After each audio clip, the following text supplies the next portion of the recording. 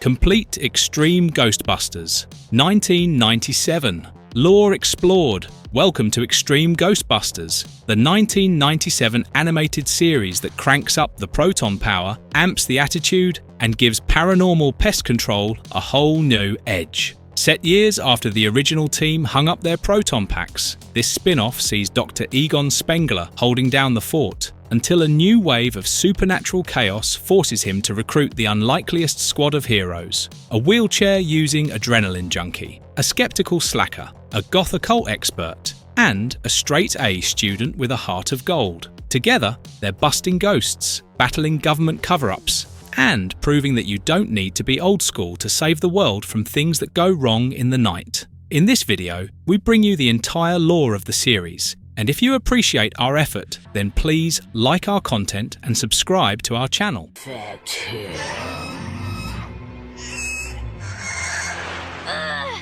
Season 1, Darkness. At Noon, Part 1, the first episode begins years after the real Ghostbusters had disbanded. Now, supernatural activity in New York City has significantly decreased, and the team has gone their separate ways. But in 1997, during a subway construction, workers had broken through an ancient sealed chamber. Inside, they had discovered skeletons and artifacts, unknowingly unleashing a multi-armed ghost, Achira, who had emerged in a cloud of green vapor. At New York City College, wheelchair athlete Garrett Miller arrives for his Paranormal Phenomena 101 class. Taught by Egon Spengler, he meets Kylie Griffin, a goth genius engrossed in Spengler's spirit guide. Garrett, a fan of the original Ghostbusters, also enrolled to hear Egon's first-hand stories. Soon, Eduardo Rivera, a laid-back skeptic, walks in, mocking those who believe,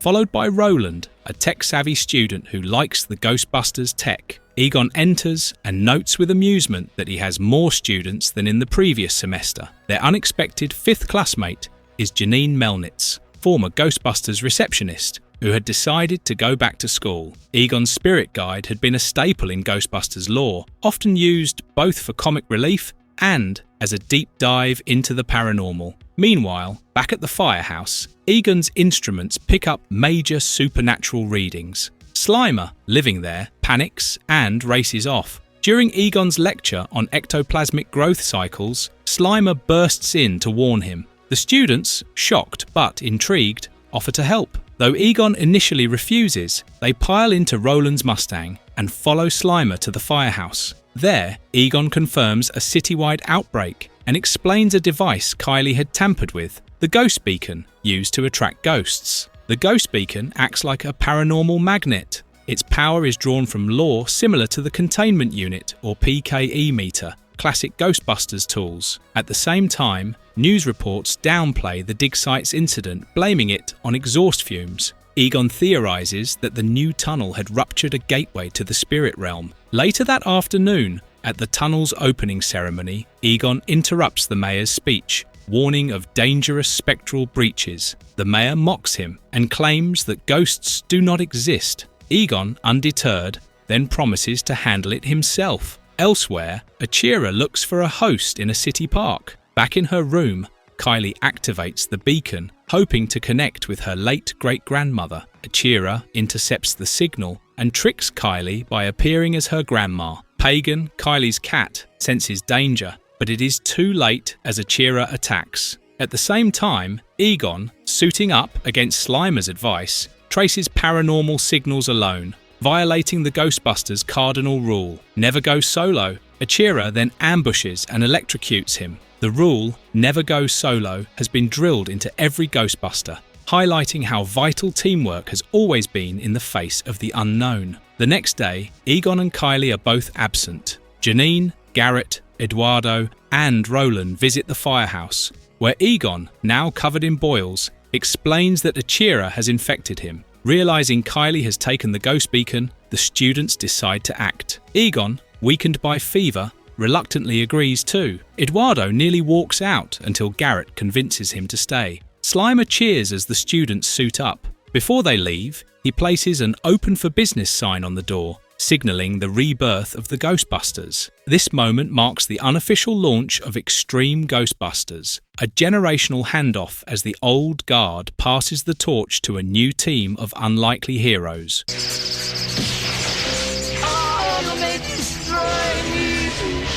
Darkness at Noon, Part 2. Garrett eagerly asks when Ghostbuster training will begin. Egon wants to start immediately, but notices all the equipment is falling apart, and Ecto-1 is in terrible condition. Roland steps forward, confidently claiming he can fix the engine and rewire anything. He pulls out his trusty Swiss Army knife and gets to work. Shortly after, Roland finishes his repairs and signals Janine to start Ecto-1. It starts up like new. Meanwhile, in the city, Achira, still possessing Kylie, infects 2 people at payphones. Back in Egon's lab, Egon instructs Roland to check all the interior circuitry of the equipment. Roland finds a thrower needing a minor adjustment, but before he can fix it, Eduardo walks in and incorrectly connects a red cable. He receives a shock, prompting Slimer to laugh. Roland plays a similar role to Ray Stantz from the original Ghostbusters, serving as the team's tech expert and engineer.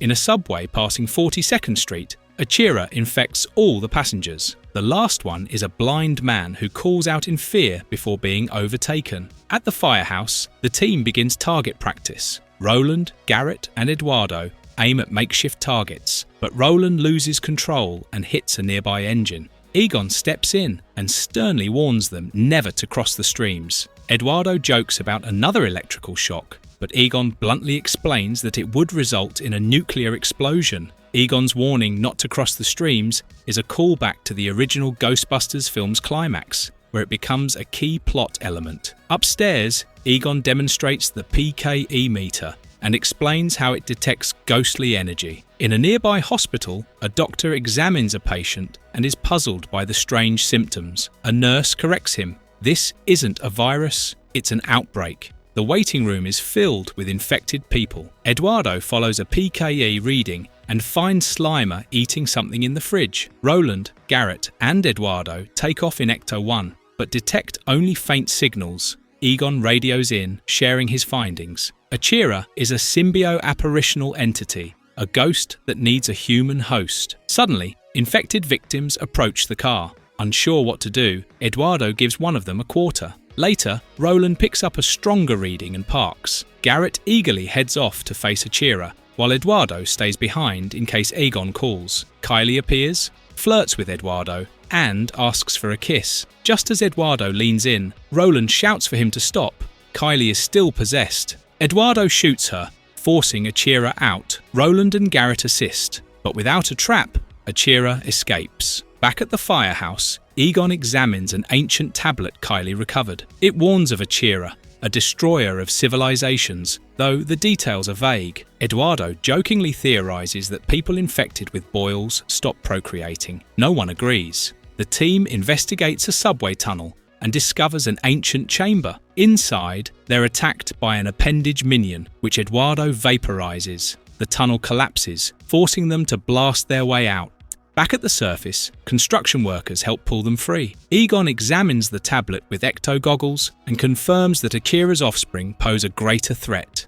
He admits she's one of the most evolved ghosts he has ever seen. Ghostbusting lore often ties supernatural threats to ancient artifacts and forgotten history. This tablet is no exception. Janine suddenly receives a flood of phone calls. Realizing the Ghostbusters are back in business, she hurries upstairs to tell Egon. Egon, however, refuses to send the team back out. Achira is too powerful, but the team insists the equipment can be upgraded. Egon hesitates, then decides it's theoretically possible. They all get to work. Roland welds, Kylie and Garrett work on the traps, and Egon tests the new designs. Slimer accidentally eats a screwdriver, and Egon successfully tests a new trap. The team suits up. Slimer cries proudly. At the Brooklyn Bridge, Achira attacks, breathing fire and disabling Ecto-1's radio. Janine becomes worried. Achira summons her spawn, ghosts erupting from her former hosts, and the team becomes overwhelmed. Garrett directs them to aim at Achira.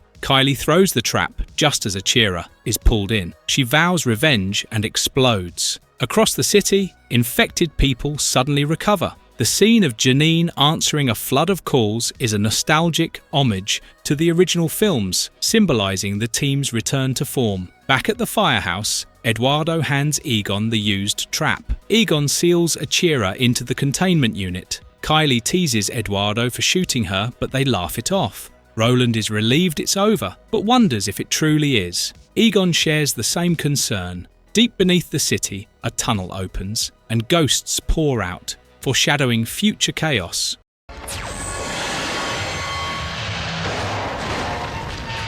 Episode 3. The True Face of a Monster. In this episode, several vandals attack the Beth Shalom synagogue. Kevin begins spray painting the walls, but is suddenly grabbed by a monstrous figure. His friend watches in horror as a massive creature drags him into an alley, immune to his attempts to stop it. The next day, Kylie and Eduardo are called to Memorial Hospital, where 2 patients are encased in an unknown clay-like substance. The doctor, bypassing hospital protocols, reaches out to the Ghostbusters, suspecting a supernatural cause. Kylie confirms the clay has ectoplasmic properties. As Eduardo inspects a victim, a piece of clay launches at him and splatters on the wall, aggressive and alive. Ectoplasmic residue is a classic Ghostbusters clue, indicating ghostly involvement. Meanwhile, Roland and Garrett witness a basketball game with racial tensions. Garrett joins and wins a bet with an old friend, Spencer.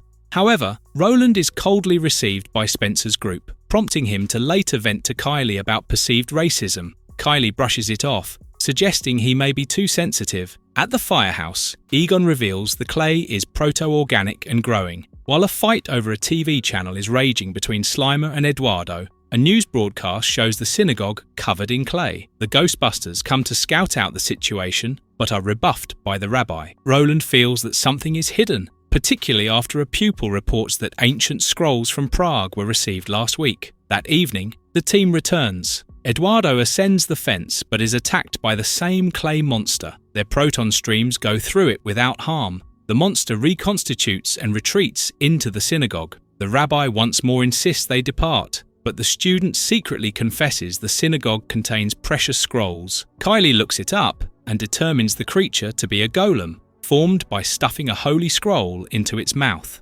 Garrett eventually joins Spencer's crew at the synagogue, finding them there in the process of vandalizing. The golem comes back to life, destroying everyone, including Garrett. The golem is a common character from Jewish mythology, a clay guardian made alive when threatened. Ghostbusters meet it once more, again with minimal effectiveness, until Garrett stimulates molten metal in a foundry. The monster is weakening. Kylie disengages the scroll from the monster's mouth, which liquefies the golem, releasing all of the victims. The rabbi tears the scroll, saying some powers are too dangerous. The community comes together to clean the synagogue, united against hatred.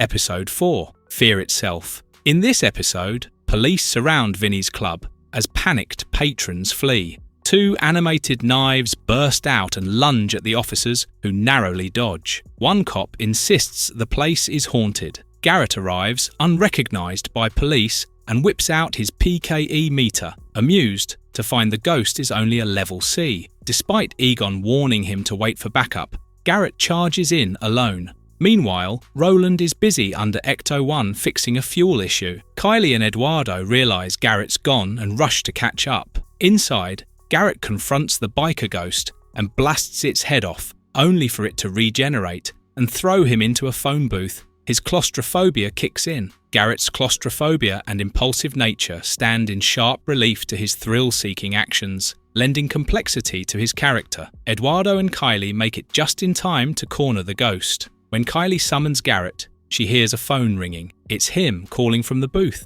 Elsewhere, Mr. Swank dreams of converting a vacant building into a nightclub. While renovating, a secret passage is revealed. Swank explores, despite warnings, and plunges into a vast abyss. A mysterious creature observes him as he grabs onto a plank. At the firehouse, the crew is having a celebratory lunch. Roland chastises Garrett for going it alone, and Garrett waves it off. Roland blames himself for the slow response due to Ecto-1's maintenance problem. In the meantime, Slimer has devoured everyone's lunches, including Egon's broccoli and then vomits. Disgusted, the team is called out to Swank's building. They find Swank babbling about his fear of heights. In the maze-like basement, a PKE spike turns out to be Slimer. Kylie proposes they split up. She later falls through a chute and is swarmed by maggots. As the group catches its breath, Kylie suspects a Class 5 demonoid that feeds on deep-seated fears.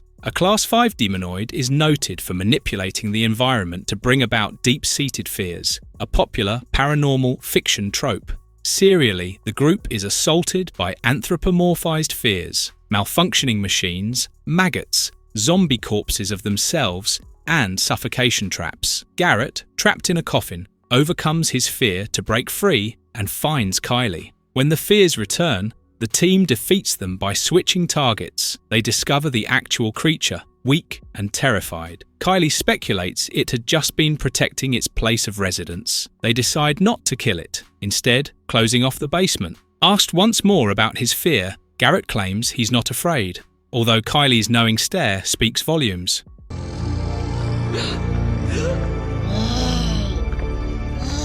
Episode 5. Deadliners. A frightened waiter named Jimmy finds himself strapped to a surgical table as a set of wheels creak toward him. 3 monstrous figures enter the room, viewing him not as a person, but as a blank canvas brimming with artistic potential. Though Jimmy begs for mercy, the creatures ignore him and begin their horrific work. The monster's obsession with aesthetic transformation is a satirical nod to the extreme makeover trends and horror's fixation with body modification in the late 90s. At the firehouse, Slimer and Eduardo are lounging in front of the TV while Kylie and Roland are reading. A news segment spotlights the elusive horror writer J.N. Klein. Kylie criticizes Klein for misrepresenting demonology, while Eduardo sheepishly hides his copy of the Gore series. Garrett arrives asking if there are any calls, particularly from Hair-Raising Tales, a horror zine. To everyone's shock, Garrett submitted a manuscript. He clarifies he's chasing fame, not literature.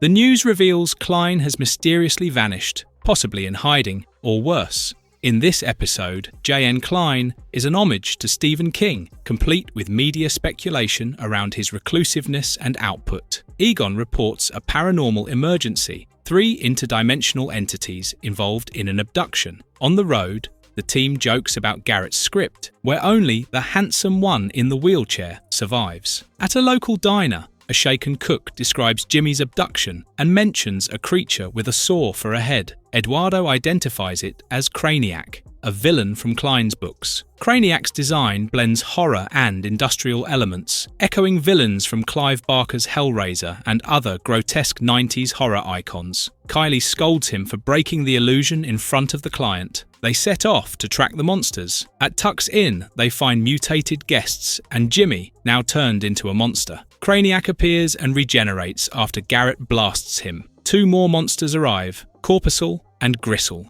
They abduct Jimmy and others in a flash of smoke. The Ghostbusters realise the trio aren't ghosts. Back at Ecto 1, Kylie confirms from Spengler's spirit guide that the monsters are Vathek, fictional beings made real through writing. The team heads to Klein's mansion, where they dodge more transformed victims. The name Vathek references a gothic novel about forbidden knowledge, reinforcing the theme of writing bringing monsters to life. In the mansion study, they find Klein chained to a typewriter, forced to write the Vathek into existence. Garrett tries rewriting the story, briefly replacing Craniac's saw with an egg. Eventually, Eduardo destroys the typewriter, breaking the narrative's power. A vortex sucks the Vathek away, restoring their victims to normal. Klein is finally freed. Back at the firehouse, Garrett slams down yet another rejection slip. Worse, Klein's new bestseller features all of them. Kylie and Eduardo love the book. Garrett's bitter, he's in it too, described as the loud-mouthed guy in the wheelchair. Eduardo shrugs. If it was written,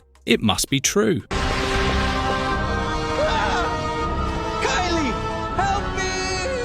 Episode 6. Casting the Runes. One night, a thief named Steve Rifkin broke into the Metropolitan Museum of Art. As he snuck through a Celtic exhibit, he was startled by an eerie statue. After locating his target and dodging 2 patrolling guards, he accidentally smacked his head into the same statue and, in frustration, yanked its staff. The statue cackled, and a hidden compartment opened up, revealing a mysterious pouch. Rifkin grabbed it just as the guards spotted him. One guard, Bobby, picked up a dropped tile, a rune, and was immediately targeted by a demonic portal that sucked him away. Rifkin bolted, leaving the second guard traumatized. The statue Rifkin bumps into is a representation of Khalil, a demon god invented for the show, but styled after ancient pagan deities. The concept of cursed or summoning runes is pulled from Norse and Icelandic folklore. Back at the firehouse, the extreme Ghostbusters were enjoying some downtime. Kylie buried herself in books while Eduardo challenged Slimer to a game of chess, which he lost. Slimer celebrated with a gooey handshake, much to Eduardo's dismay. When Slimer accidentally slimed one of Kylie's rare books, he tried to clean it by slurping the ectoplasm off. Eduardo dismissed the book, Galileo and his studies of medieval poltergeists, as useless. But Kylie insisted that reading about paranormal history was crucial. She often references fictional books that sound academic, but were created for the show's lore. These lend authenticity to the paranormal universe that the Ghostbusters operate in. Their banter was cut short when Egon announced a massive ecto-ethereal disturbance at the museum. The team rolled out. At the museum, Eduardo examined scorched artwork while Kylie and Roland questioned the still-shaken guard. He described the demon and confirmed Bobby had picked something up. Kylie deduced it was a rune, one of several in the pouch. Garrett scanned a nearby statue and confirmed it was a depiction of Khalil, an ancient demonic entity. The runes act as a supernatural key system, each one targeting a chosen person. This kind of targeted summoning is rooted in occult literature. Elsewhere, Rifkin tried pawning the pouch at Bruno's pawn shop. Bruno was skeptical until he touched a rune and was instantly abducted. The demon told Rifkin he was the keeper of the runes, capable of summoning the demon, but protected from being summoned himself. Rifkin realized the runes gave him enormous power. A fun fact about the demon Rifkin is that he is repeatedly summoned, but is never named directly, and is referred to as Khalil's messenger.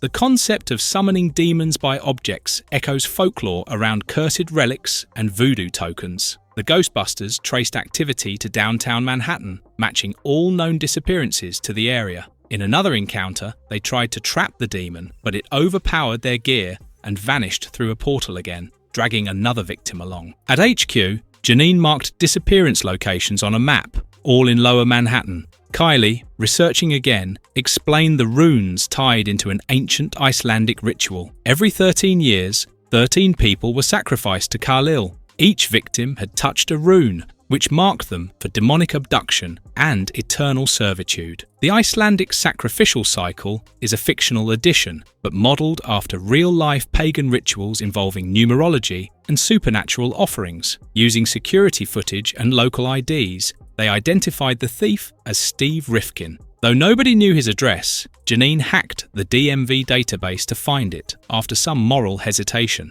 Meanwhile, Rifkin left a rune with a loud newspaper vendor, who mistook it for Canadian change. He was abducted shortly after. When the team found Rifkin's apartment, they knocked, but he refused to open. Garrett blasted the lock off, and the chase continued through city streets and subways. During the chase, Eduardo caught a rune and was instantly sucked into Khalil's dimension. There, he was condemned to catalogue an endless library of pain. The Library of Pain is a creatively ironic punishment for Eduardo, who earlier dismissed Kylie's love for books. His sentence highlights the episode's running theme of knowledge as power. Back at the firehouse, Kylie discovered an incantation capable of destroying Khalil, but it could only be cast within the demon's realm. With Rifkin captured, the team planned to use the last rune to open a portal. Egon tweaked their proton packs to match the demon's PKE signature. When the messenger arrived, they trapped him, which kept the portal open long enough for the team to enter Khalil's world. Once inside, their tech failed. Khalil quickly overpowered them and prepared to consume Kylie and Roland. Kylie had the incantation, but forgot the final line, until Eduardo, having memorized it in the library, recited it just in time. Khalil dissolved into nothing, and the captives were freed. As the portal flickered, everyone scrambled through. Garrett and Eduardo exchanged some classic banter before leaping back to safety.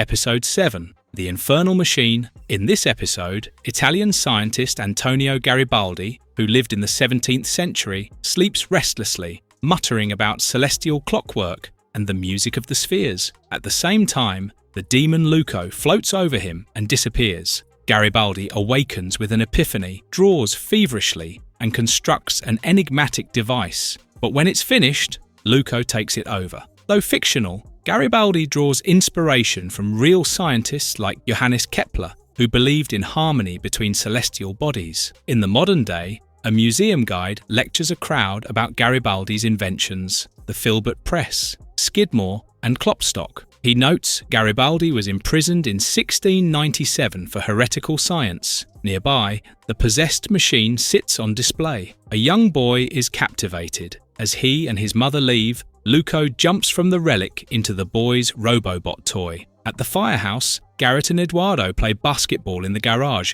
while Kylie handles front desk duties. Garrett brags about keeping score. Eduardo tries to challenge Kylie to a game of gin, but she's absorbed in her tarot cards, claiming they're rooted in astronomy, math, and psychology. Eduardo draws the Tower card, and Kylie grimly explains that it represents chaos and destruction. The Tower card frequently symbolizes sudden collapse, a fitting omen for Luco's arrival. Egon enters, disturbed by loud noises. They discover Roland in the workshop, unveiling what looks like an art sculpture. It's actually a trash compactor, but no one believes him. Frustrated, Roland throws them a dirty rag in protest. Later, the boy wakes to find Robobot has come to life. Luco demands a new host body. The terrified boy cries for help. The extreme Ghostbusters respond. While Eduardo and Roland search the room, Luco attacks. The team realizes the spirit is leaping between machines, from Robobot to a lawnmower, then a garbage truck, and finally, a power saw. Garrett narrowly escapes a deadly crane attack at a construction site. They blast the machine, seemingly destroying Luco. His technopathic powers, jumping between machines, mirror classic sci-fi ghost tropes, like poltergeists fused with electronics. But Luco survives, secretly hiding in Roland's PKE meter. That night, while Roland sleeps, Luco implants schematics into his mind. The next day, Roland obsessively builds a machine using scavenged parts, even taking Ecto-1's engine. Egon, growing suspicious, traces Garibaldi's writings at the New York Public Library and confirms Luco's trickery centuries ago. Roland unveils the Infernal Machine, activates it, and Luco possesses it instantly. The robot goes berserk, firing lasers and tossing cars. Ecto-1 won't start, so the Ghostbusters hail a cab. Egon reveals Luco's motive to be that he requires the machine to have a physical body, but Roland has depleted all of their weapon cartridges to energize it. Worse, the machine is unstable and on the point of meltdown. The cartridges Roland used to energize the Infernal Machine are normally designed for proton packs, illustrating the risk of using ghost tech outside of its intended purpose. Roland redeems himself and goes up the rampaging machine. He then deploys a ghost trap and captures Luco. Just then, the robot blows up. Holding the trap aloft in victory, Roland gets approval from Eduardo and the team. Roland's hero moment solidifies his transformation from reserved tech guy to full-fledged Ghostbuster, a fan-favourite character arc.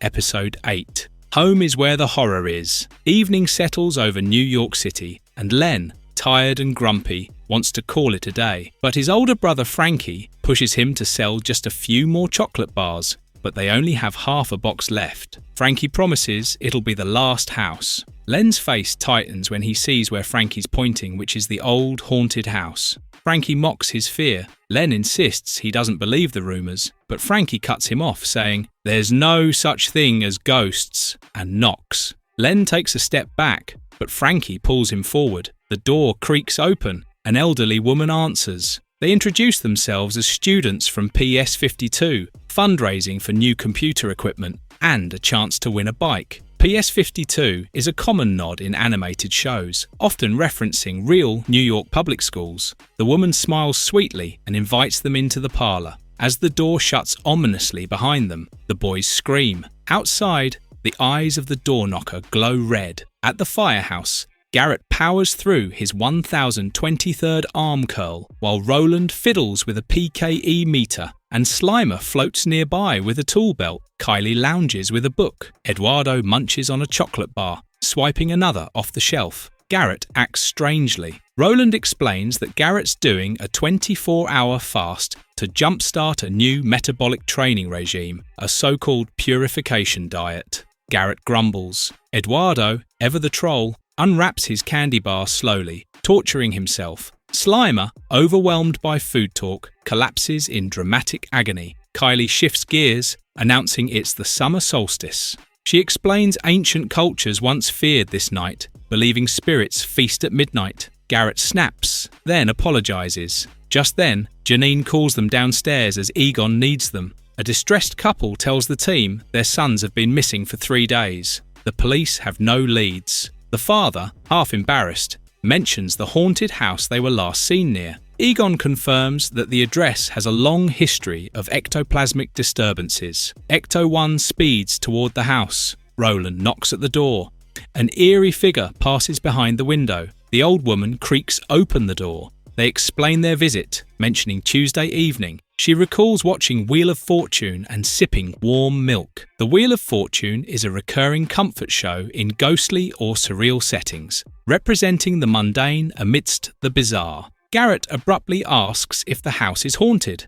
She scoffs as she has heard the rumours for 50 years. Eduardo spots a PS52 chocolate bar and signals a private meeting. When they turn back, the woman vanishes and the parlour warps around them. The team hears screams and rushes into a vast dining hall. A ghost by the fireplace warns them to leave. It's almost midnight. A parasitic house spirit is preparing to feed. As the house warps, they fight off shape-shifting furniture. Kylie realises the ghost said maison, French for house. The house itself is alive. It's a clever twist that the real threat isn't a ghost haunting the house is the ghost. The haunted house as a ghost trope echoes classics like House, 1985, or Monster House, 2006, where architecture itself becomes the entity. In a room of ticking clocks, cuckoo birds morph into monsters. The Ghostbusters destroy them. They learn the house feeds on people's flesh and traps their souls. They race through gears and a pendulum.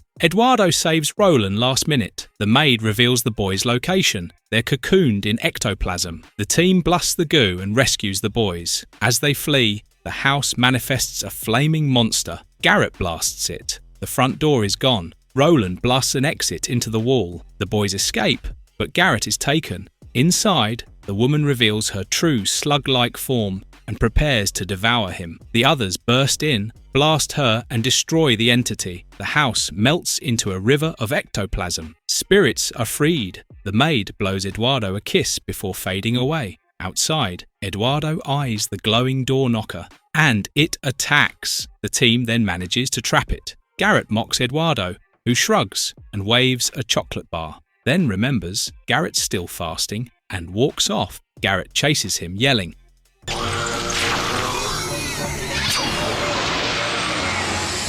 Episode 9. Killjoys. A man misses his bus and walks down an alley, humming to himself. Unbeknownst to him, a clown watches from a rooftop. Sensing someone following him, the man runs but is relieved when it's just a clown. He jokes at the clown's expense, but after a tense moment, the clown begins juggling. Laughing along, the man lets his guard down until the clown knocks his wallet away, grabs him, and reveals a monstrous tongue that devours him whole. His clothes fall in a heap as the clown strolls off, belching. At the firehouse, Roland laughs at his own bad joke. Dwayne the bathtub, but Garrett, Kylie, Slimer, and Eduardo are unimpressed. When a call comes in, the extreme Ghostbusters roll out to investigate the alley. Kylie picks up a strong PKE reading while Roland collects the victim's clothes. A nosy eyewitness tells them the man was laughing before he melted and mentions big shoes, cluing them into the clown. As they search the area, Kylie gets stalked by the clown, who tries to force her to laugh with a sock puppet. Unamused, she resists, and the clown flees. Meanwhile, the clown attacks again, and this time by entering an apartment where a man laughs at TV, only to be eaten. The team intervenes, and after a struggle, Eduardo successfully traps the clown, bragging about it. But on a rooftop, 3 more clowns watch ominously. The clown's ability to feed on laughter is a creative twist inspired by traditional vampire lore. Later, the clowns follow Ecto-1. After dropping Eduardo at home, he finds a jack-in-the-box that bites him. A mutant toy attacks, and Eduardo catches up to the team by foot. They crush the toy, but Eduardo's arm is badly cut, and he's laughing strangely. At Laugh Riot Comedy Club, the clowns create chaos. One clown's hand reveals human faces fused into its glove. Eduardo oddly lets one clown escape. Kylie proposes that the clowns are vampires that feed on laughter instead of blood. Soon after, Eduardo starts juggling uncontrollably and his shoes grow enormous. Egon confirms Eduardo is mutating into a laughing vampire, likely out of revenge for capturing one of their own. Eduardo's mutation mirrors the slow transformations seen in classic vampire films like The Lost Boys. Egon traces clues to Coney Island, where the team confronts more clowns at a funhouse. Roland accidentally laughs and is devoured by a now transformed Eduardo. Kylie and Garrett battle monstrous clowns whose real forms are giant tongue slugs, trapping them one by one. The real master vampire, a grotesque worm-like creature, reveals itself. It tries to tickle Kylie and Garrett into laughing, but is distracted when Slimer plays a recording of laughter. Egon, armed with a field projector, helps trap the monster. Eduardo returns to normal, and Roland, though naked, is rescued too. Egon's stoicism saves him as his serious demeanour makes him immune to laughter-based attacks. With the nightmare over, the team sets out to find the other missing victims, while Eduardo, still jittery, needs convincing that it's truly finished. Partake this! Sacred seas, partake, Sightmas. Episode 10. The Unseen. At Kennedy Airport, 2 customs officers meet up after their shift in Hangar 5. The male officer, with his search dog, jokes about only finding milk bones before heading off to check international shipments. When he inspects a crate marked Moldova, he finds a strange red orb. Sealing the crate again, he doesn't notice the orb glowing until his dog growls in fear. A demon materializes and blasts the officer, stealing his eyes as the dog whimpers helplessly. The crate's Moldova label hints at ancient European folklore where artifacts were often cursed. Meanwhile, at Sunnyside Yard, the extreme Ghostbusters chase a ghost. Eduardo whines about the proton pack's weight, while Kylie teases him about using the lighter girl's gun, the proton pistol. During the chaotic chase, Eduardo drops the pistol onto a truck, losing it. Egon urgently contacts them about a new call involving a Class 13 entity, the rarest and most dangerous ghost type. Class 13 ghosts are considered catastrophic threats in the Ghostbusters universe, just like Gozer from the original film. At Kennedy Airport, Roland and Garrett investigate Hangar 5, finding residual readings. They speak to the female customs officer, while paramedics cart off the male officer, who ominously warns, "No one can help me," revealing his missing eyes. Meanwhile, Kylie and Eduardo search the city dump for the missing proton pistol. Unbeknownst to them, 2 kids find it first and accidentally fire a blast, causing destruction. The chase for the pistol takes Kylie and Eduardo to the Brooklyn Bridge, where they encounter George, a homeless man who utilized the pistol to create a nuclear campfire. However, George had already sold it to 2 thugs, who subsequently robbed Kylie and Eduardo at gunpoint, taking the proton pack as well as Eduardo's beloved lava lamp. At the Metropolitan Museum, a curator admires the orb, but it unleashes Tenebraug, the same demon, who blinds him. Back at the firehouse, Egon uncovers the orb's true history and realizes that it is not a sacred artifact, but a prison for Tenebraug,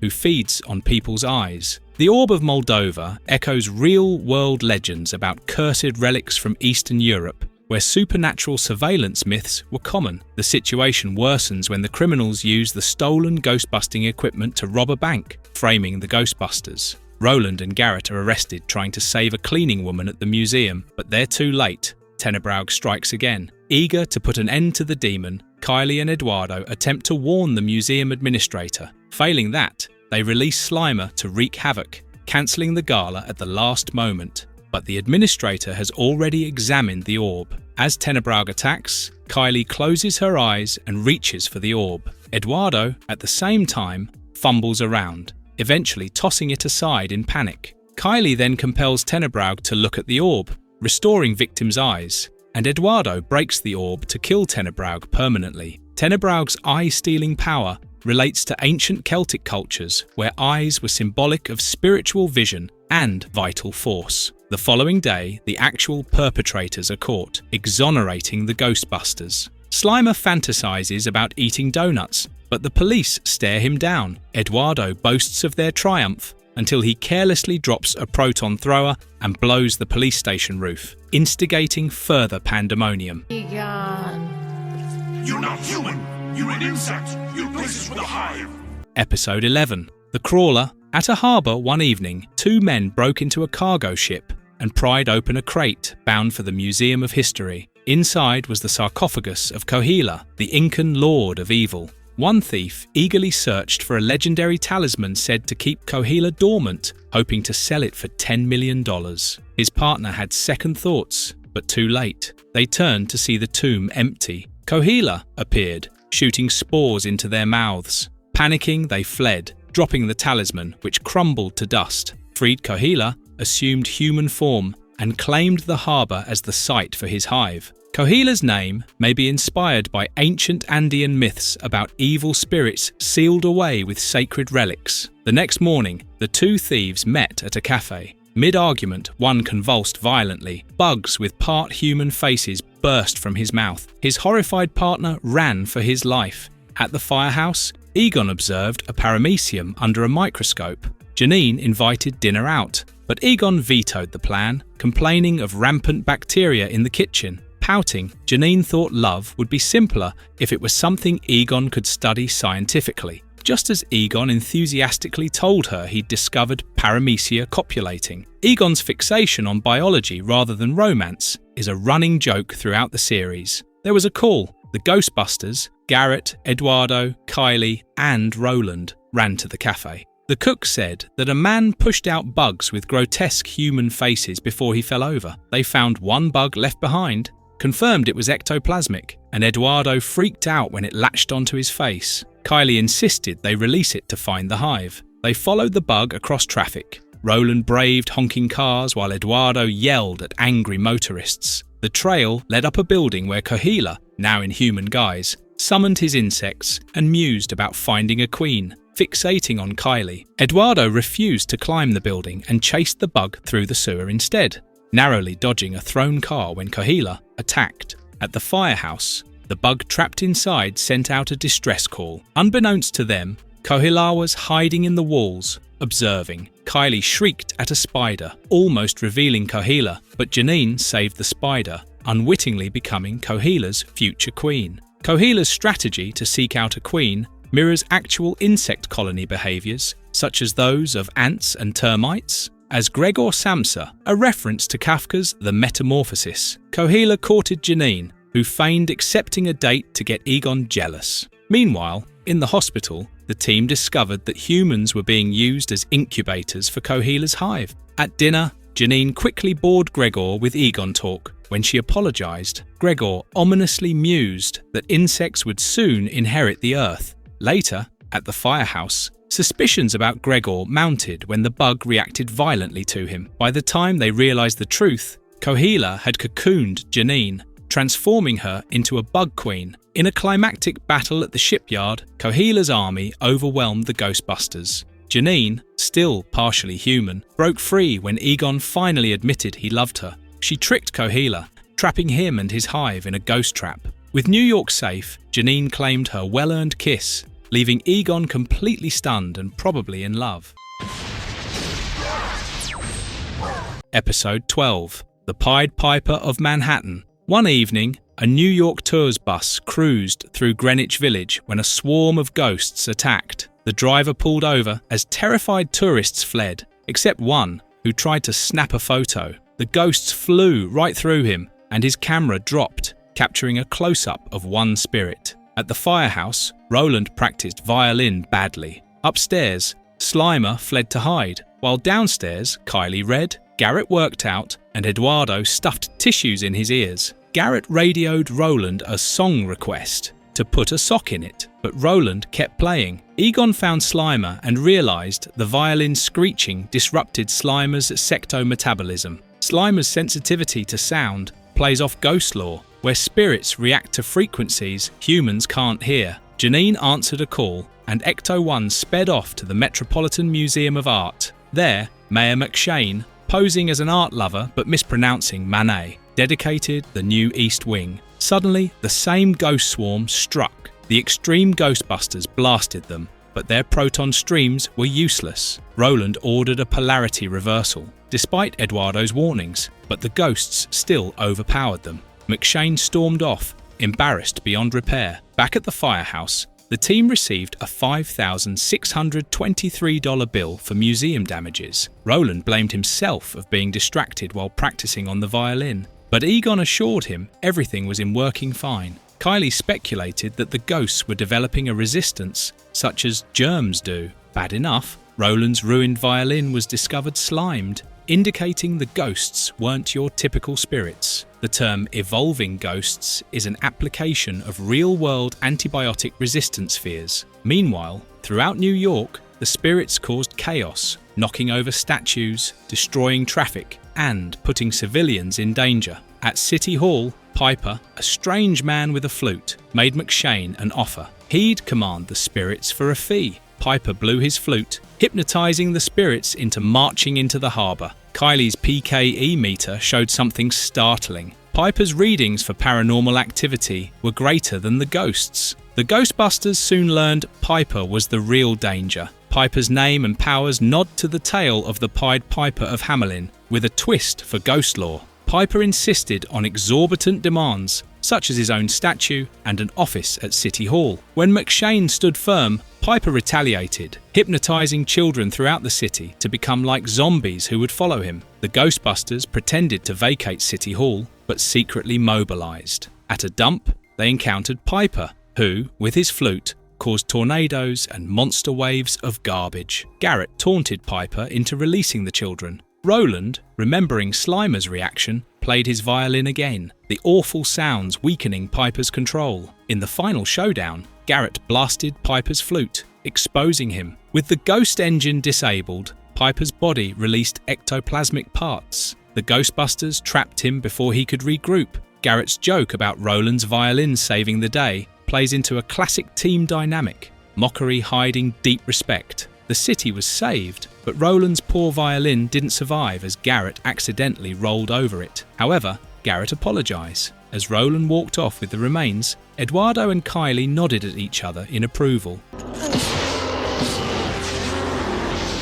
Episode 13. Be careful what you wish for. At 4 p.m, a demonic entity dressed as a travelling salesman appeared at Grand Central Station. A conductor, unnerved by a gust of wind, encountered the salesman but brushed him off. The salesman, undeterred, opened a glowing suitcase. After wishing aloud for some peace and quiet, the conductor found his mouth had vanished. At the firehouse, Egon was busy wiring his latest invention, while Roland warned of a fire hazard. Janine brought a fire extinguisher. Half joking, Egon might burn down a firehouse. Downstairs, Eduardo sulked over failing his existential philosophy course. Garrett teased him with a dim light bulb jab, and Eduardo unknowingly insulted Kylie twice before Janine called everyone up for a demonstration. Egon brought forth the synthetic ecto-imaging program, which had the ability to photograph ghosts based on trace ecto-energy. A fuzzy photo of Slimer appeared, scaring the ghost. Eduardo volunteered to clean up the photo but overcharged the machine, filling the room with smoke.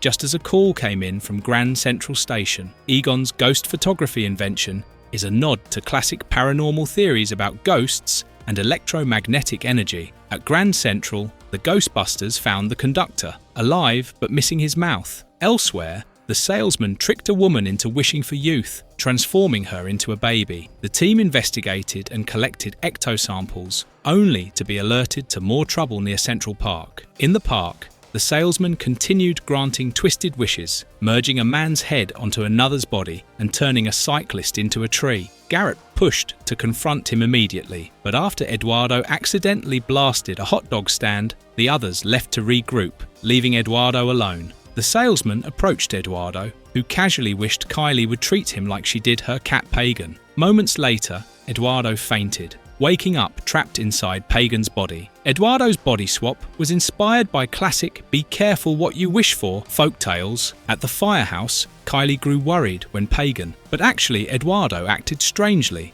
Egon's imaging program finally revealed the salesman's true identity, Duophanes, an ancient Greek demon who granted wishes with sinister twists. Kylie realized if Duophanes left the city, his curses would become permanent. Trailing Pagan's hints, the team discovered Duophanes at a flea market, where everything went wrong, customers became cash, and dinosaurs wandered. Having saved Kylie from a pterodactyl, the team sped to Grand Central Station to prevent Duophanes from escaping. At the station, Duophanes attempted to entice the Ghostbusters with empty promises, but Pagan assisted in crafting a scheme. Using the station monitor, Kylie cleverly wished Duophanes not to grant her wish. The paradox unraveled his disguise, restoring everyone. The team fired their proton streams and trapped the demon. With New York safe again, Kylie praised Pagan, while Eduardo, back to normal, teased that the cat knew all her secrets, leaving Kylie suspicious and Eduardo smug. Episode 14, Greece. On a peaceful night shift, a security officer was observing a sci-fi television show with two agents debating aliens when something turned up on his screen. He investigated and discovered wires ripped asunder and greased. When he gazed upwards, a gremlin descended and bit him. The fictional agents are an obvious nod to the X-Files, resonating with the episode's tones of secrecy and government cover-up. At the firehouse, Garrett attempted to log on to the internet to open a website for publicity, but was constantly blocked. In frustration, he almost destroyed the laptop until Roland intervened. Kylie warned that the internet was a tool for government surveillance, while Janine revealed she hadn't paid any of the bills. The power, phone, and internet were all cut. Just then, a news report broke. An incident at the US online company had caused a service outage. Eduardo smugly claimed it wasn't their fault after all. The footage showed the injured security guard repeating the word monster. The residue looked eerily similar to ectoplasm. Outside the US online building, the team examined the damage. Roland took PKE readings, and Eduardo found claw marks. Garrett regretted not getting there earlier. FBI agents Jack Stone and Harry Gannon arrived and declared the scene was now under federal investigation, suspecting sabotage. Despite Garrett's efforts to pitch their ghost-busting services, the Ghostbusters were kicked out. Agents Stone and Gannon serve as both parody and critique of men in black-style government operatives, even adopting similar wardrobes and attitudes. Egon analysed the substance and identified it as ectoplasmic lubricant used by gremlins to loosen mechanical parts. He confirmed one was now loose in Manhattan. Kylie connected the sighting to stories of wartime gremlins damaging planes. Janine then reported a runaway subway train with no brakes. The Ghostbusters rushed to the terminal. They found the gremlin tampering with the tracks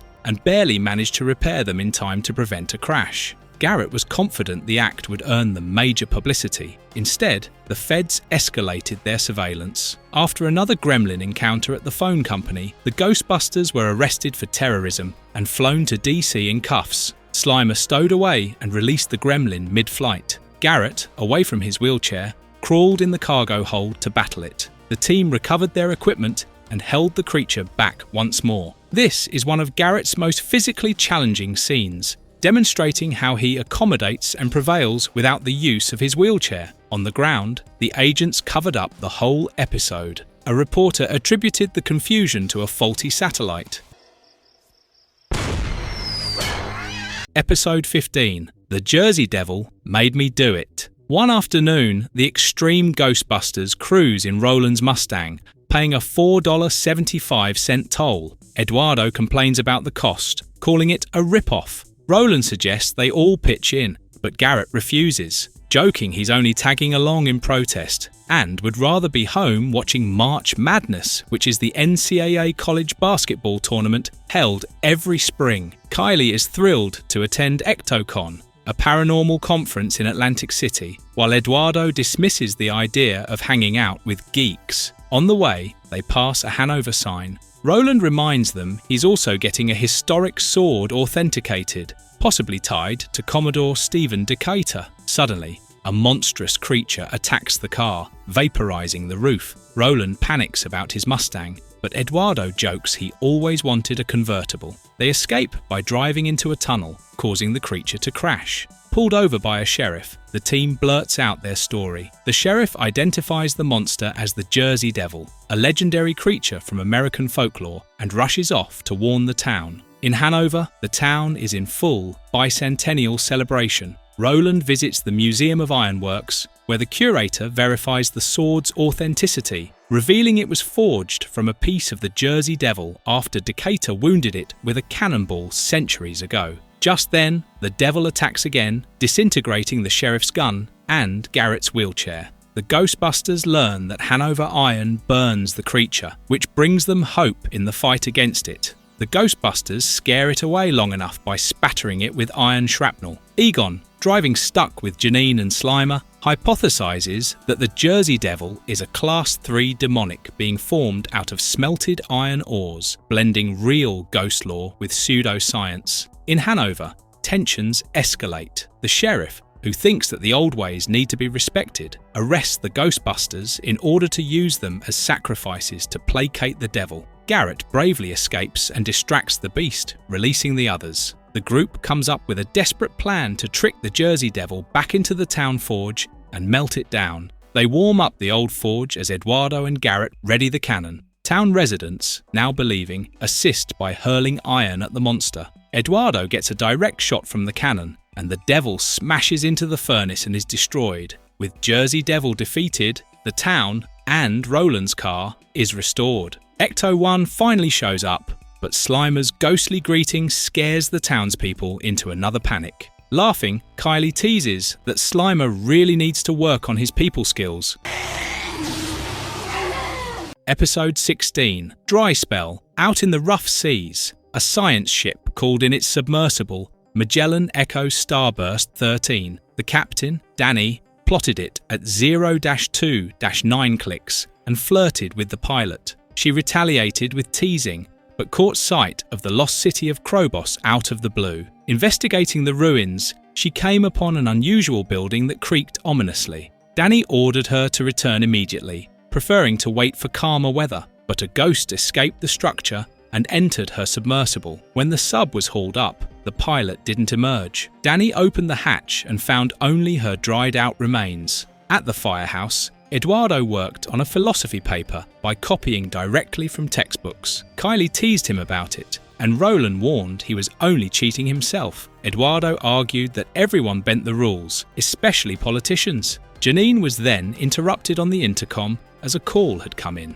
Ecto-1 sped to the Maritime Research Centre, where Roland noted famed marine biologist Francois Rousseau worked. Eduardo mocked Rousseau's accent. Arriving, they found the centre quarantined. Rousseau greeted them personally, waving off concerns about a viral outbreak. Garrett was excited, while Eduardo played it cool. Rousseau suspected something otherworldly was at the cause of the crisis, citing the discovery of the ruins of Krobos. Kylie verified significant Class 5 readings. Examining the vessel, they found out the excavation of the ruins released a ghost. The team was ambushed suddenly. Rousseau cleverly used a blast of steam to distract the entity while the Ghostbusters caught it. With the danger removed, the victims recovered. Rousseau asked to explore the ghost, but Roland refused because it was too dangerous. Rousseau touched on his funding issues for his research. Meanwhile, at the firehouse, Egon interpreted the nature of the ghost. It drained life force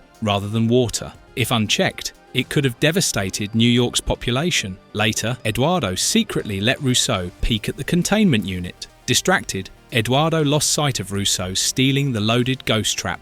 Slimer saw the robbery and attempted to alert him, but Eduardo dismissed it. Garrett caught sight of Rousseau making his escape, and Slimer sounded the alarm. the team leapt into Ecto-1 and gave pursuit. Egon informed Rousseau that his funding was in danger of drying up, which explained his urgency. In the research lab, Rousseau let the ghost loose again. It escaped via water pipes, causing a city-wide manhunt. Tracking it to a public pool, the team realised it aimed for the East River's main outflow station. They rerouted the water flow to trap it. Eduardo offered to remain in the icy water as bait. When the ghost attacked, Rousseau intervened, attempting to take it for himself. He plunged into the water and was almost killed. The team shot the ghost, and Eduardo cornered it while saving Rousseau. Outside, Roland reprimanded Eduardo for being reckless and risking hypothermia, but Kylie and Garrett commended his courage. Garrett jokingly demanded a group hug, and he was rewarded with blank expressions. Episode 17. Sonic Youth. Late one night, the extreme Ghostbusters were pulled from bed to answer a call at the Metropolitan Opera House. A security guard reported hearing a ghostly wail. Eduardo, groggy and irritated, insisted it was probably just an alley cat, while Garrett complained it was a waste of time. Roland, however, was excited, admitting he was an opera fan, which didn't surprise the others. Roland's love of opera is a recurring character detail, highlighting his classical tastes and contrasting with Eduardo and Garrett's skepticism and sarcasm. Kylie deployed the PKE meter and detected a powerful spectral presence. Suddenly, a banshee materialized, shrieked, and sent the team flying with her voice. Garrett was flung into a fountain. When the Ghostbusters attacked, the banshee shifted from a young woman to an old crone before flying off. At Central Park, the banshee reunited with a spectral singer named Siren. Siren scolded her sister for drawing too much attention. Banshee, ravenous, demanded more sustenance. Siren reluctantly transferred some life force to her, making Banshee appear younger. But it wasn't enough. The Banshee angrily screamed and shattered a boulder. Siren, fearful, broke into tears. Banshee then comforted her, creating a disturbing contrast between their sisterly bond and parasitic dynamic. The Banshee and Siren are loosely based on Irish folklore and mythic figures like the Sirens and the Banshee, which the episode combines creatively as spectral siblings. Back at the firehouse, Egon confirmed Kylie's suspicion that they were dealing with a Banshee, classifying her as an audio-sonic, non-vaporous, free-floating apparition, while Kylie read, Eduardo and Garrett tossed a football, disrupting Roland's equipment. Janine brought in a heavy device, Roland's subharmonic acoustic scanner, which he built to track the Banshee's vocal frequency. Garrett was eager for payback, especially after his surprise bath. Tracking the Banshee led the team to a Siren concert. The venue was packed with punk fans. Garrett was unimpressed, but a punk defended Siren's music as soul-piercing. After paying a scalper, they got one ticket. Roland went in with the scanner. On stage, Siren performed, while Banshee, backstage, urged her to skip the theatrics. She noticed Roland and fled. Garrett tried to stop her but was overwhelmed by her scream. Siren's song drained life force from the crowd, aging them rapidly. Eduardo saved Roland from being completely enthralled. The depiction of Siren's music enthralling fans mirrors real-world debates about pop culture's influence, especially on youth. On a rooftop, the team briefly confined Banshee, but Roland, under Siren's spell, deactivated his thrower.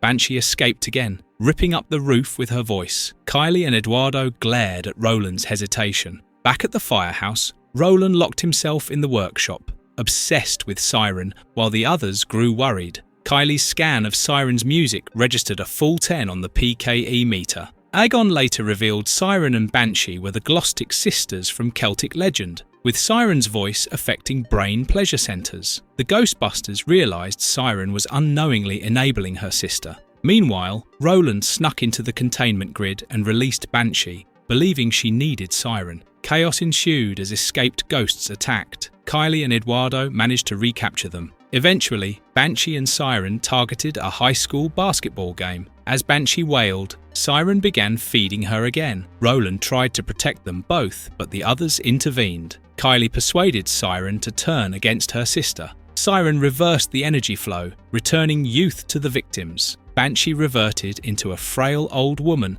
and was finally trapped by the team. This is one of the few Extreme Ghostbusters episodes that features a ghost choosing redemption, adding emotional complexity to the resolution. On the way back, the team welcomed the return of the old Roland. He played opera music to celebrate, horrifying everyone else. They scrambled for their protective headsets in mock panic.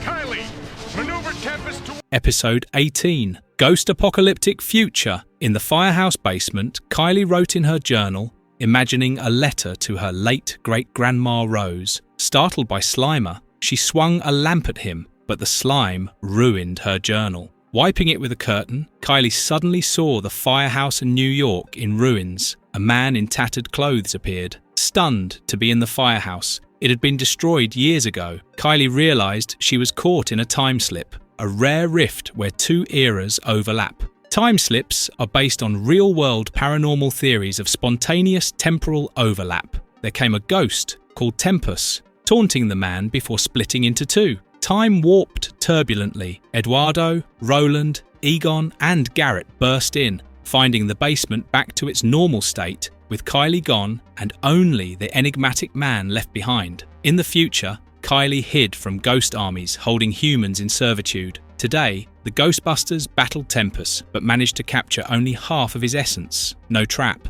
The man, Isaac, disclosed he was from the future when Tempest commanded an army of ghosts. The Ghostbusters, Isaac called them, were legendary heroes. In the future, Kylie encountered rebels who believed she was a prophesied savior. Her recovered journal was their holy relic. Egon, on the other hand, concluded Tempest was a Class 6 bi-temporal apparition, being in two times simultaneously. To restore Kylie, both halves of Tempest had to reunite. Isaac remembered using a ghost bomb based on Dr. Roland Jackson's future work. Inspired, Roland proposed burying a proton pack in Central Park. They added a message to Kylie's journal, hoping she'd find it. In Times Square, both Tempest halves reunited. The future Tempest ordered his present self to trigger the Great Spirit Uprising by releasing ghosts from the firehouse's containment unit. In the future, Kylie found the rebels' broken headquarters but retrieved her journal and a prototype proton accelerator. Following the journal's new message, they raced to Central Park. In the present, Tempest attacked the Ghostbusters, burying them alive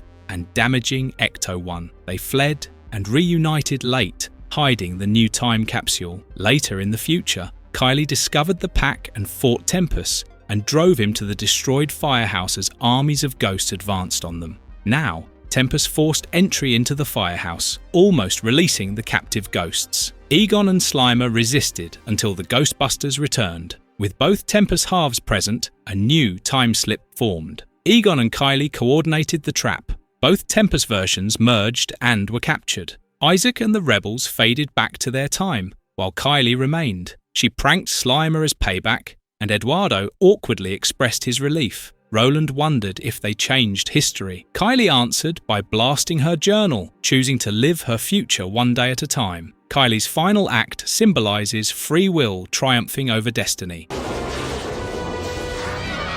Episode 19, Bird of Prey. A relentless heatwave and drought devastate New Oslo, ruining a family of corn farmers. Young Sven frets over the failing crops and suggests using the Scepter of Donar to summon the Harrisvelg, a mythical entity believed to bring rain. His father and grandfather, alarmed, warn that the scepter, untouched for generations, holds lost and dangerous secrets. Sven argues, but his grandfather dismisses the idea and walks away, his father following. Frustrated, Sven snaps a corn cob in half. That night, under a full moon, he picks the lock of the new Oslo Scandinavian Folk Museum, steals the scepter and a nearby paper, and climbs a hill overlooking the town. As he speaks the incantation, the scepter lights red, clouds form, and lightning heralds Harrisvelg's coming. Rain comes down in torrents, and Sven rejoices. His father, Sken,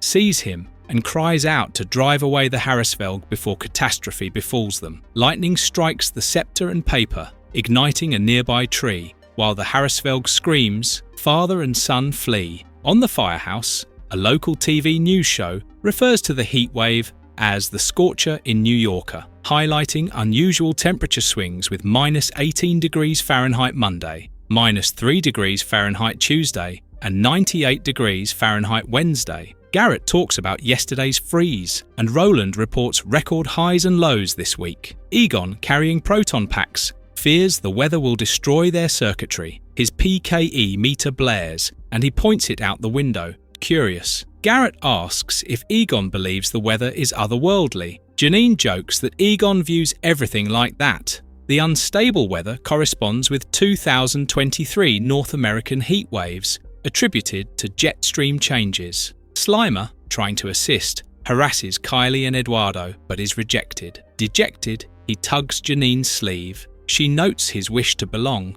but Garrett and Eduardo scoff. Egon, going to the roof to take readings, refuses Slimer's help. He attributes an ectoplasmic burst to the changes in weather, foretelling more mayhem. Rain begins, and Janine drags Egon inside, missing Slimer with an umbrella as the door closes. In Ecto 1, Eduardo grumbles about chasing the weather. Garrett teases Roland's recent Ecto 1 overhaul, pointing out a leaky roof. Kylie's PKE meter picks up a signal. A roar follows. Eduardo shoots at a rooftop figure, but lightning hits Ecto 1 and is followed by hail. At the firehouse, Egon, fascinated by the ectoplasmic weather connection, interrogates the team. Sken and Swen arrive, admitting Swen called up the Harrisvelg. The concept of Harrisvelg is taken from Hresvelga. Kylie remembers its Norse function as a tribal guardian turned destroyer, outlawed by ancient tribes. The Harrisvelg attacks at Battery Park, but the weather disperses their streams. Kylie's research finds no way of defeat,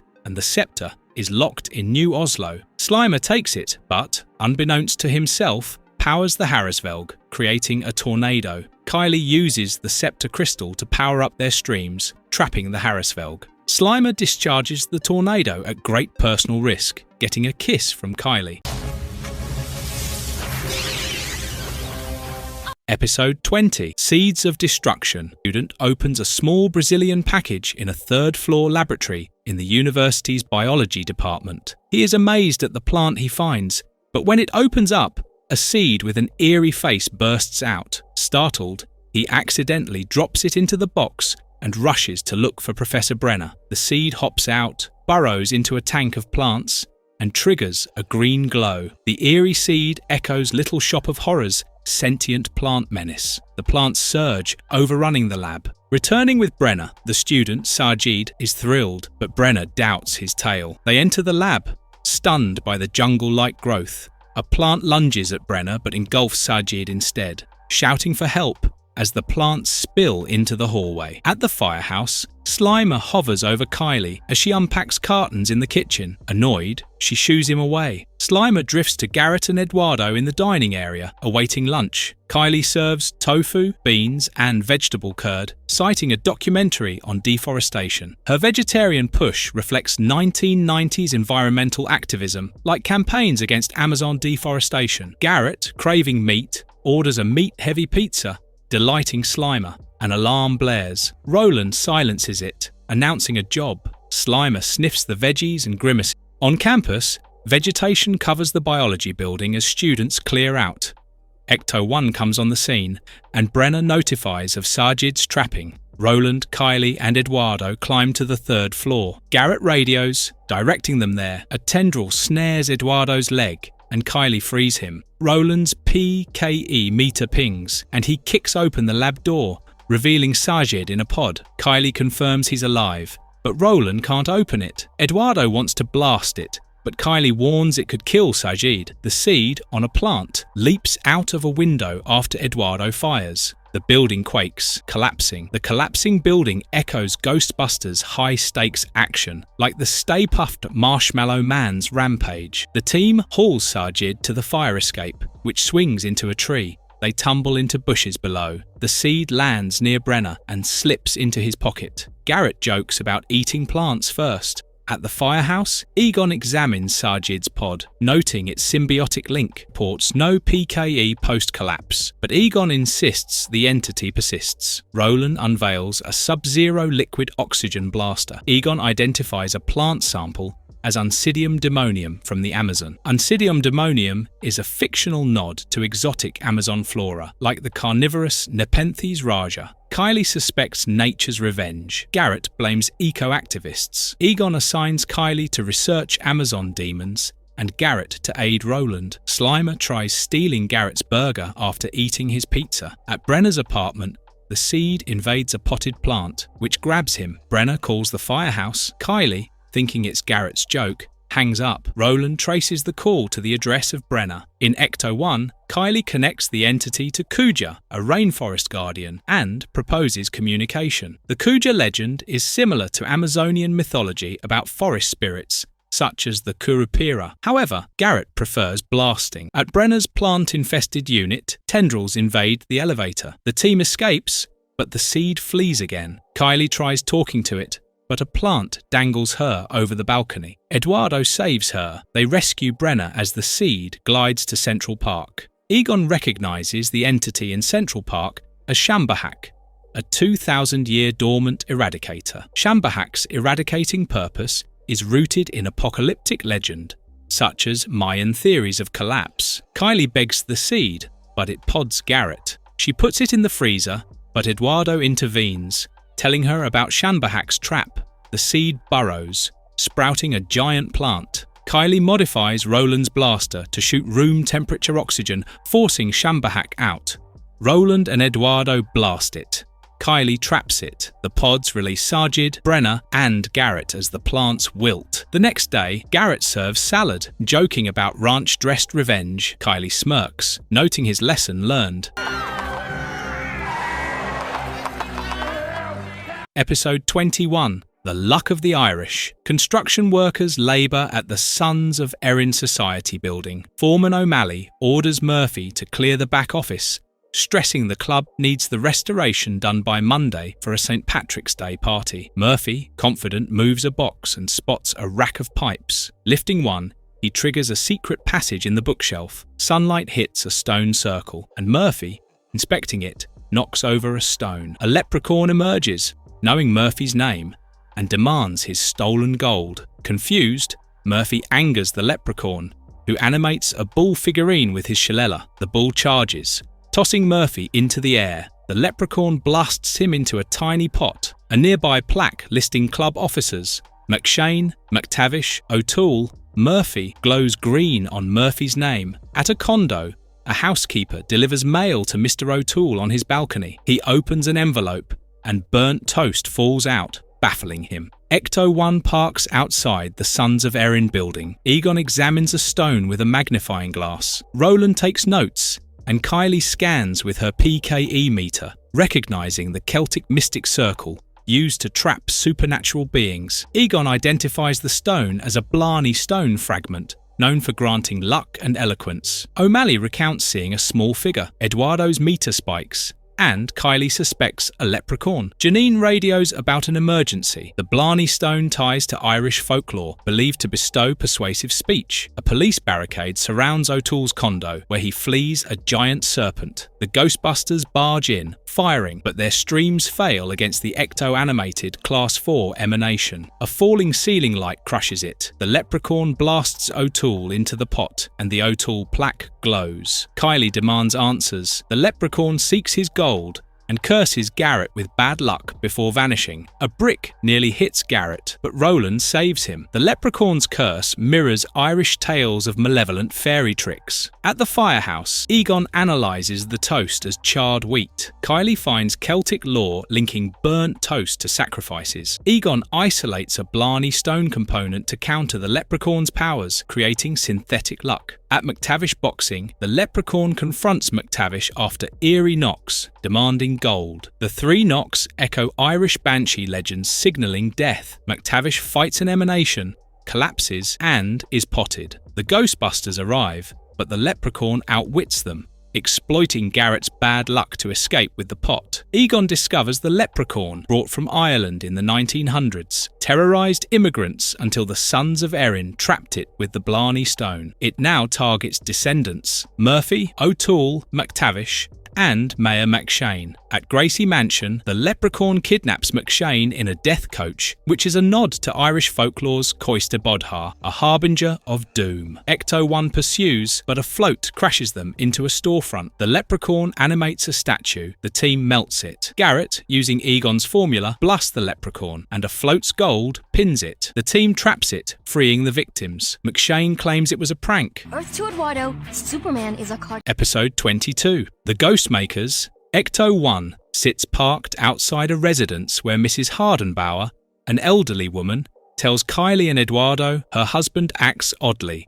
like on Paranormal Mysteries. Kylie lists paranormal signs, levitation, speaking in tongues, head spinning, but Mrs. Hardenbauer says he's unchanged, just off. Eduardo suspects her. Garrett and Roland report no PKE readings. Kylie asks to see Mr. Hardenbauer. Mrs. Hardenbauer says he's lurking, a new habit. Kylie splits the team. Eduardo, stuck in the basement, spooks himself, admiring his reflection. A red demon leaps from the mirror. Hearing Eduardo scream, the team rushes down, finding his body lifeless. Eduardo's soul floats above, realizing he's dead. Kylie tries reviving Eduardo's body, but his soul fails to re-enter. Eduardo's possession nods to extreme Ghostbusters' darker tone, exploring identity loss. Garrett checks for a pulse. The body wakes, but Eduardo's soul remains separate. The team leaves with the new Eduardo, ignoring the real one's pleas. At the firehouse, the new Eduardo traps the real one outside. He phases through, following. Janine and Egon discuss billing Mrs. Hardenbauer, but Roland objects. The new Eduardo enters the restroom, touching a mirror to commune with a demon. Possessed, he is tasked to turn mirrors into portals for a demonic takeover and eliminate the Ghostbusters. The real Eduardo watches as Slimer greets the possessed Eduardo, who pets him. Slimer senses something off, but the possessed Eduardo forces him into a mirror, possessing him. Slimer's spirit joins Eduardo, weeping over his ghostly state. Upstairs, a possessed Eduardo praises Janine's sandwiches, odd since he hates mayonnaise. Possessed Slimer avoids food, crying. Garrett notices the change.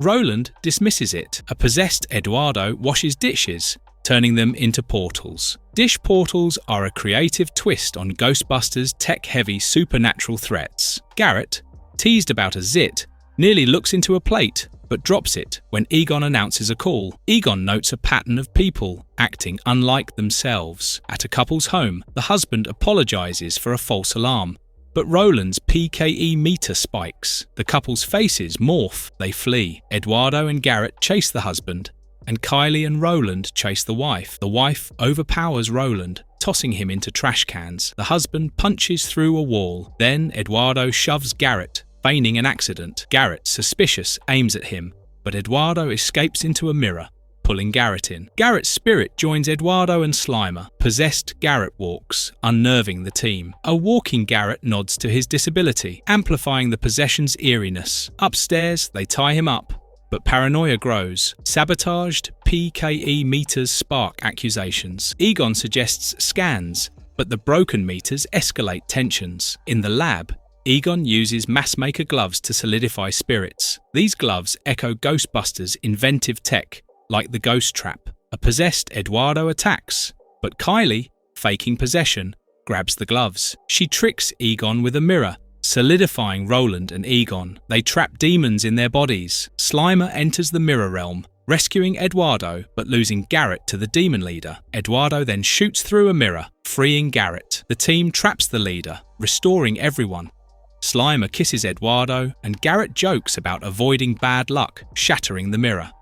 Well, are you up for that thing? What thing? Episode 23. Slimer's Sacrifice. Central Park basks in sunny bliss. A dog chases a frisbee, kids romp, and a couple rows across a pond. The woman feels icy water, and the pond freezes solid. A giant canine Fenris emerges, freezing a barking dog with its breath as panicked people flee. At the firehouse, Eduardo watches a heatwave news report. Slimer swipes his chips and dip, sparking a tug of war. The dip splatters Kylie, who snaps that Eduardo and Slimer are like matter and antimatter, a disaster when mixed. Eduardo gripes about risking his life while Slimer freeloads. Slimer stealing food is a staple of his gluttonous character across Ghostbusters media. The alarm blares. Eduardo tells Slimer to vanish. Slimer cries as the extreme Ghostbusters, with Slimer tagging along, pile into Ecto-1. Fenris terrorizes the Museum of Natural History. The Ghostbusters deploy, but Slimer charges Fenris, growling. Fenris freezes him, and he shatters but reforms. Fenris runs inside and the team pursues, ignoring Slimer. Eduardo mocks him. Amid dinosaurs of the Jurassic exhibits, Egon on the radio identifies Fenris as Ragnarok's harbinger, paving the way for Surt, already contained. Fenris then hides in a caveman exhibit, then manages to topple a dinosaur skeleton, burying the team under it. Fenris draws from Norse mythology's wolf heralding doom, tied to Ragnarok. Slimer flees Fenris, but leads Garrett to trap it in a proton stream. Roland and Kylie free themselves. Eduardo grabs a trap, but Slimer snatches it. Eduardo wins it back, tossing it near Fenris. Fenris's icy blast shorts the trap, and the team retreats. At the firehouse, Roland slots the damaged trap into the containment unit, but it explodes, freeing Fenris and other ghosts. Slimer bravely pushes them back, sealing the unit from the inside. The breach of the containment unit reminds one of Ghostbusters' EPA shutdown debacle. Fenris prowls around the firehouse, requiring 3 human souls in order to complete Ragnarok's prophecy. Egon remains to rescue Slimer, stuck with giant maggot ghosts. Eduardo, guilt-ridden, searches with Garrett and Kylie. Within the containment universe, Slimer encounters Surt, who unleashes Banshee and Siren to confront him. Surt's minions, Banshee and Siren, echo Celtic and Greek mythological sirens. Eduardo enters via a portal, outwitting ghosts with a rigged proton pack. He and Slimer climb toward escape, but Surt ensnares Slimer, forcing him to attack Eduardo. Eduardo destroys the portal remote, thwarting Surt. Slimer, freed by Siren, saves Eduardo. Back in the firehouse, Fenris turns Egon, Garrett and Roland into vanguards. Kylie blasts Fenris into Surt, cancelling their powers. The vanguards revert, and Egon seals the airlock. Finally, Kylie explains that Fenris and Surt's fire-ice clash neutralized them. Egon praises Eduardo and Slimer, who share a hug. Casey! Episode 24.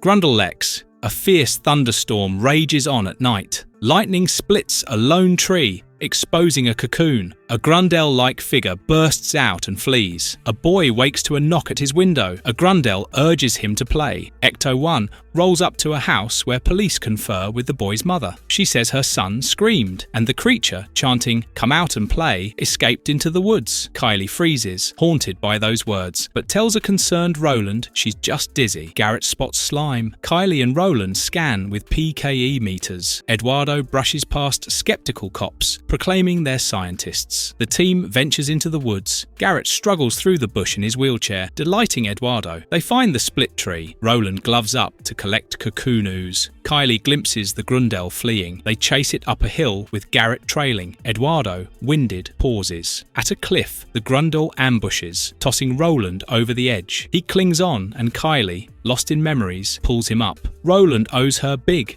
but the Grundle vanishes. The Grundle, featured in the real Ghostbusters, targets children, mirroring the child-abducting bogeymen found in traditional folklore. At the firehouse, Slimer raids the fridge, but Casey, Roland's brother, traps him inside. In the rec room, Kylie searches the spirit guide database. Eduardo naps, and Garrett watches TV. Roland hunts for Casey, who sneaks into the lab, tainting Egon's ooze slide with earwax. Roland catches him. Casey plays innocent. Eduardo frees a frozen Slimer. His fridge mishap is quintessential Ghostbusters slapstick, like his food heists. Casey begs to see the containment unit, but Roland forbids it. Casey hits Garrett with a spitwad and jams his wheelchair with a broom. Egon reports Grundle-esque ooze traces. He then explains that Grundles are parasitic entities that corrupt prey on children. The original was trapped a decade ago, and the victims were restored. Kylie doubts if it is still contained, affirms via unique ectoplasmic signatures, but prohibits questioning it, citing that rule number 1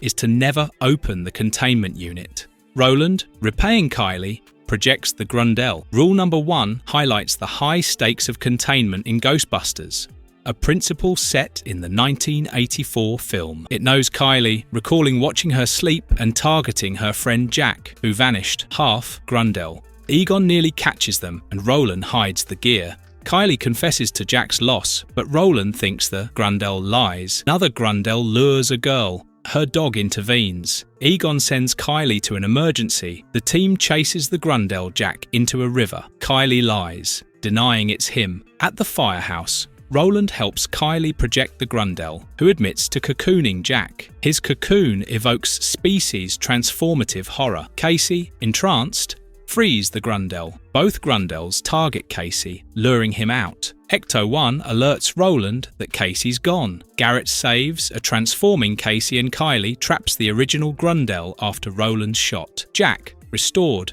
reunites with Kylie. Egon praises Kylie's defiance, noting Casey's earwax skewed the ooze analysis. Hey, Eduardo. Episode 25, In Your Dreams. At midnight, a thunderstorm rages as radio host Barry Sherman rants about a violent factory worker. In a postal facility, Frankie, buried by mail, faces his demonic manager's taunts. A giant envelope monster attacks. It's a nightmare. A worm-like creature then detaches from Frankie's forehead, fleeing as his wife wakes up, horrified by his lesions. At Memorial Hospital, Frankie's wife summons the extreme Ghostbusters. Roland's PKE meter detects nothing. Kylie questions Frankie, who mentions a routine night listening to Barry Sherman's show. High abrasive-style parodies, 1990s shock jocks like Howard Stern. Kylie scoffs at Sherman. A doctor reports Frankie's fractures from a nocturnal seizure, noting similar cases. With no supernatural evidence, Kylie assigns Garrett and Eduardo the graveyard shift. In the firehouse rec room, Kylie reads, while Garrett tosses a paper airplane, hitting a boombox that blares Sherman's Knicks rant. Garrett dozes, dreaming of NBA glory, until a demonic referee, Frankie's demon, warns him as players in wheelchairs bump him. The wheelchair dream reflects Garrett's disability, adding personal stakes. Slimer chases a worm hovering over Garrett, knocking over the boombox. Kylie finds Garrett awake with lesions on his arm. Slimer tries explaining, but Kylie only tells him to shut the window. Eduardo and Roland find Kylie asleep at the desk, and Garrett sleepless. An alarm sends them to a church shelter, where homeless men, listening to Sherman, sleep with worms attached. Proton streams fail and the worms lack. PKE Garrett's shot then hits the radio and melts the worms. The radio, as a supernatural conduit, mirrors the fog's eerie broadcasts. The ceiling collapses, but Roland grabs a worm sample. A homeless man fears sleep due to nightmares and a demon, alerting Garrett. Egon finds no PKE in the worm sample, broadening spectral analysis. Eduardo benches Garrett for insomnia. Kylie stays with Garrett, theorizing Morpheus, a dream demon, uses Sherman's voice to invade minds. Garrett doubts, but Sherman's show plays when Slimer plugs in the radio. When Egon and Janine fall asleep, they are tormented by Morpheus as they dream of humiliation and isolation. Morpheus takes inspiration from the Greek mythological deity of dreams, reimagined with a chilling, horror-infused twist. Roland and Eduardo return from a false emergency call, then dream of embarrassment with Eduardo bowled and Roland drowning in water. A giant worm forms above Eduardo and Roland. Slimer's radio toss fails. Egon explains the worms are embryonic, not ectoplasmic. Eduardo and Roland chase it in Ecto-1. At WKYR 519.6, Kylie and Garrett confront Sherman, whose equipment spikes PKE worms merge into a construct on the roof. Morpheus, possessing Sherman, deflects proton streams and animates creatures. His possession mirrors the Exorcist's demonic takeover. Roland and Eduardo arrive, noting Sherman's high PKE. Just then, Morpheus manifests and is now trappable. The team confines and captures him. Eduardo's hair returns, but Sherman is confused and fears sleepwalking. Think about ghost traps. You have a one-track mind. Episode 26. Moby Ghost. One evening, the extreme Ghostbusters respond to a strange call from the Lincoln Tunnel, where a massive traffic accident has occurred. Earlier, a man on a ferry saw a huge aquatic creature ram through the boat, frying his wristwatch. Seconds later, a whale-like ghost leapt into the air, then disappeared beneath the city. Back at the firehouse, Eduardo surprises Kylie and Garrett by reading, though it's just the Marmaduke, which is a classic comic strip featuring a misbehaving Great Dane. Roland bursts in, panicking over his missing digital planner. Slimer tries to eat it, mistaking the screensaver for food. Suddenly, Janine gets a call about the tunnel incident, and the team heads out. At the scene, the Ghostbusters PKE meters short out near the disturbance. A witness claims the attacker looked like the Loch Ness Monster. Eduardo mocks the idea, but Kylie notes the ground damage fits something serpentine. Another attack is reported at a construction site, where equipment went berserk and a massive creature surfaced. Again, PKE meters fail near it. Ghost-detecting PKE meters were introduced in the original Ghostbusters, 1984, and are a franchise staple. Back at HQ, Kylie maps sightings, all clustered around New York. Egon believes the ghost emits electromagnetic pulses strong enough to disable electronics. Just then, the creature passes near the firehouse, knocking out all power. The team gives chase on foot, but gets conflicting readings and splits up. Roland dramatically saves Garrett from being trampled and later asks for credit. Later, the team encounters the ghost again, but their packs fail. Suddenly, a ghostly harpooner named Myacrob appears and attacks the whale-like entity, revealed as Lotan. He fails and is knocked unconscious. The team brings him back to the firehouse, where Egon revives him. Myacrob explains he's been hunting Lotan for 700 years. Lotan, capable of disrupting anything mechanical, destroys cities throughout time. He refuses to join forces, warning that anyone in his way will be destroyed too. Feeling useless without tech, Roland isolates himself. The others eventually rally him back. Following Myacrob, the team ends up in a deadly chase when Lotan surfaces under Ecto-1, flipping it. Mycrob attacks again and fails again. The team finally convinces Mycrob to cooperate. Egon reports Lotan is escalating, targeting complex tech. His next stop, JFK Airport. Pack still down, Roland devises a plan to overload their gear and send it into Lotan. Mycrob volunteers, jamming open the ghost's mouth, leaping in, and detonating the equipment inside. Lotan implodes, reversing all damage. Lotan is named after a sea serpent from ancient Ugaritic mythology, predating biblical Leviathan legends. In the end, everything is restored, including Roland's trusty watch. Garrett jokes it's time they got Roland a girlfriend. Slimer celebrates with them, hopefully avoiding more tech-related disasters. Hour in a quarter hour. She's got you there, man. Yeah, you're both funny. Episode 27, Fallout. On a mountain in Utah, a crew assembled at a dig site. One worker lit dynamite to open a cavern. Equipped with hazmat suits, the group ventured inside. A worker scanned the area with a Geiger counter, reporting 0 radiation. Another doubted the reading. Geological surveys showed massive uranium deposits. The reader claimed someone botched the job. Deeper in the cave, they spotted strange erosion on the rocks. Suddenly, the Geiger meter spiked, and a glowing spectre loomed behind them, roaring. A strong, eerie opener, blending environmental disturbance with ghostly revenge, classic Ghostbusters style. Back in New York, Egon grew impatient as Janine prepared to leave. She insisted on showing him final housekeeping details, including labelled meals in the fridge. Slimer was caught nibbling on one. A taxi honked outside. Janine handed Egon a checklist. Bills, spare keys, etc. Egon tried to send her off, but she remembered the phone bill was urgent. Egon promised he'd pay it by 3 p.m. Slimer escorted her out. Egon and Slimer shut the door, visibly relieved.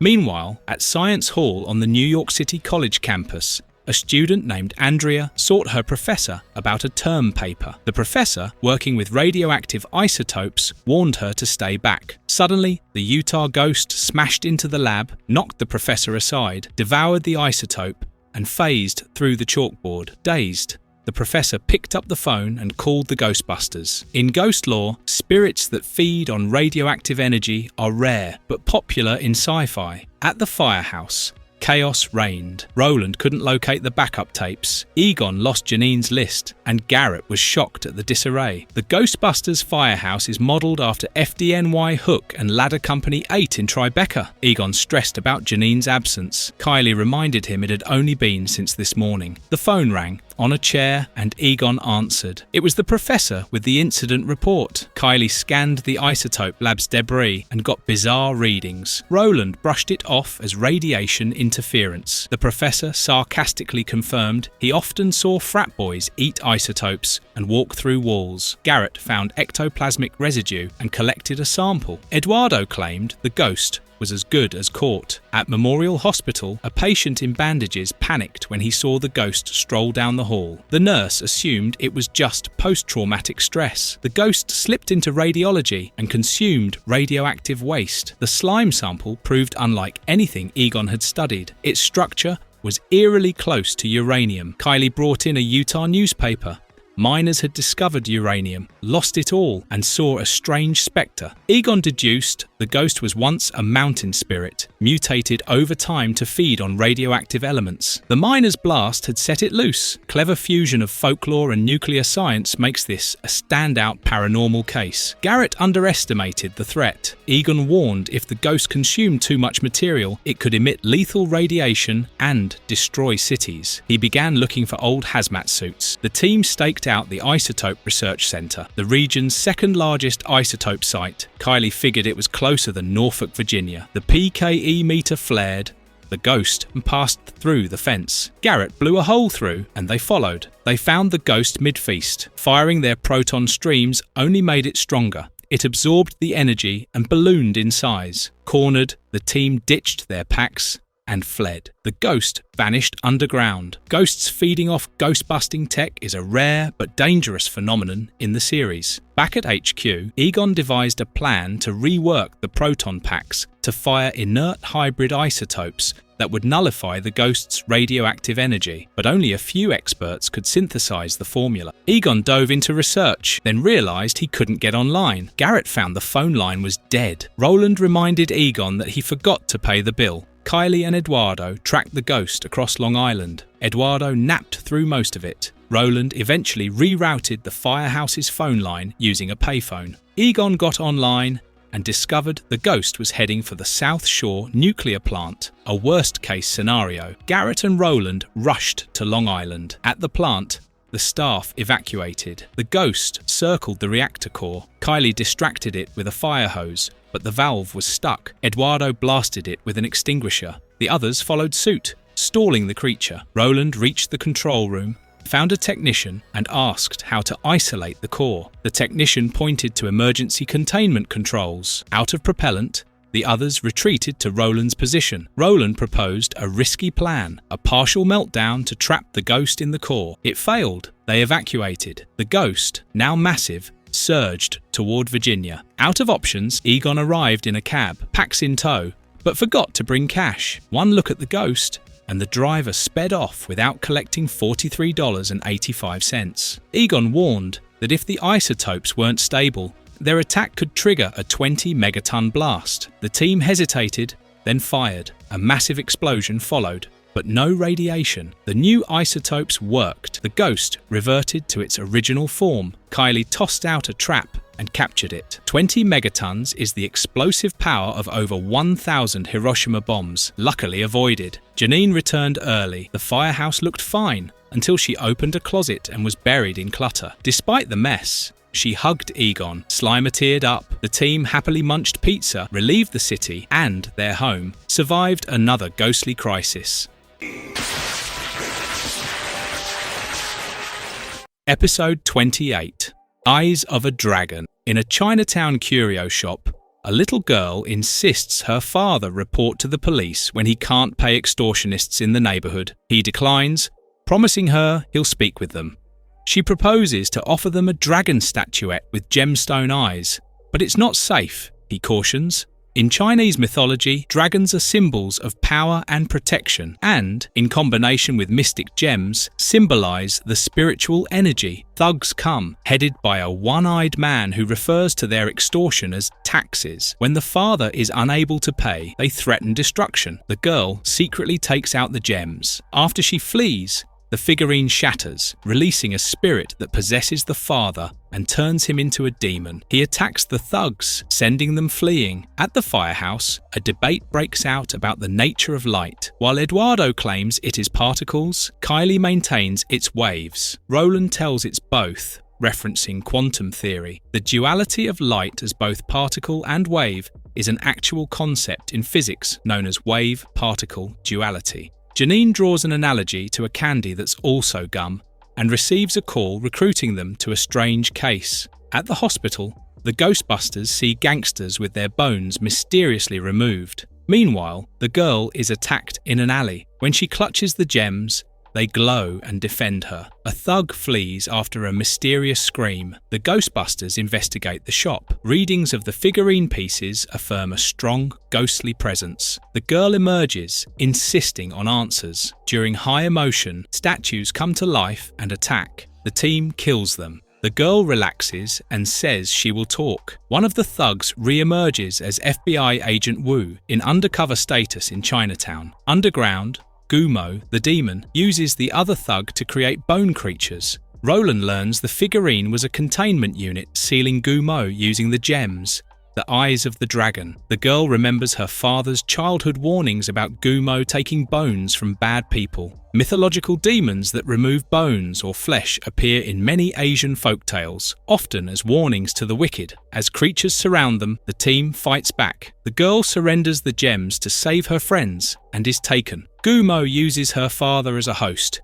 and builds a massive bone dragon powered by the gems. It rises and steals bones from people in Chinatown. Kylie deduces they can cancel Gumo's light-based circles using out-of-phase proton streams. With Egon's help, they adjust their packs and disrupt the dragon. Wu shatters the gems, cutting Gumo off from his power. They trap him after he overloads. The girl's father is freed, and the stolen bones are restored.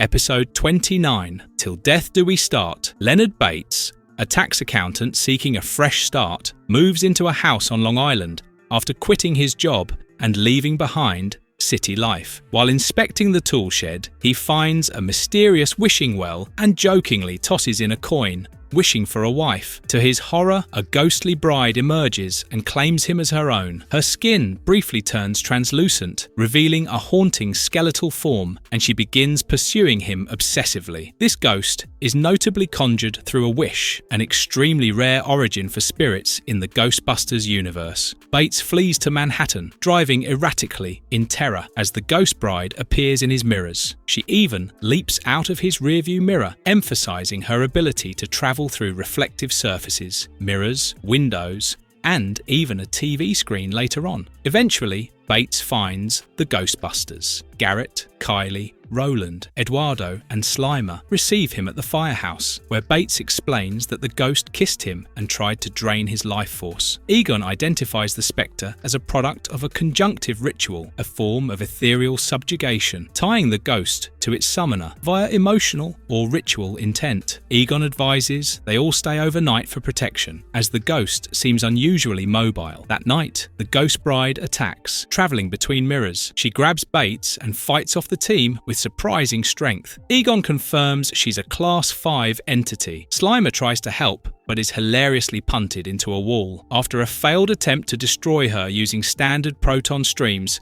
the team concludes she's hiding within reflections. Kylie devises a plan. Bait the ghost by pretending to fall for Bates. Eduardo grumbles, but the plan works until the bride attacks Kylie in a jealous rage. Eduardo tackles the ghost, allowing Egon and Garrett to trap her. Bates thanks them, even shaking Slimer's hand, only to be slimed as a result. The next day, the ghost bride returns, leading Egon to conclude that the original ghost was merely one manifestation of a larger entity. He recognizes the origin to be a Class 4 psychoreactive spectre, the Wish Giver. Bates takes them to the well, where the team annihilates it. The Wish Giver materializes as predicted, and is defeated only by a full-team proton blast. Later, Bates informs him he's off to Europe for a 3-week holiday. Garrett deflates the glamour, joking about horrible drivers and awful food overseas. When Eduardo discovers a wishbone in their takeout and comes close to making a wish, the team gives him the evil eye. He proposes coleslaw instead. Lesson learned. Episode 30. Glutton for Punishment. At John's Groceries, Mrs. Hardenbauer browsed the produce and questioned a store clerk about the freshness of their tomatoes. He jokingly claimed they were so fresh they'd squeeze back. As she made her purchase, a feline-like, ghostly entity silently slipped into a basket of tomatoes, turning them unnaturally ripe. Officer Al and his partner Frank walked by. Frank took a bite out of one and was instantly taken over, his actions becoming erratic and feral as he devoured fruit. Al attempted to stop him but was tossed aside. As chaos erupted, the ghost looked on from above with amusement. The entity's transformation of the tomatoes is the first visual cue of supernatural tampering with food. At the firehouse, Slimer zoomed through the building with Garrett's sandwich, causing mayhem. He slimed Janine's computer, destroyed one of Kylie's ancient books, and sent Roland toppling over with spilled paint. Despite everyone's outrage,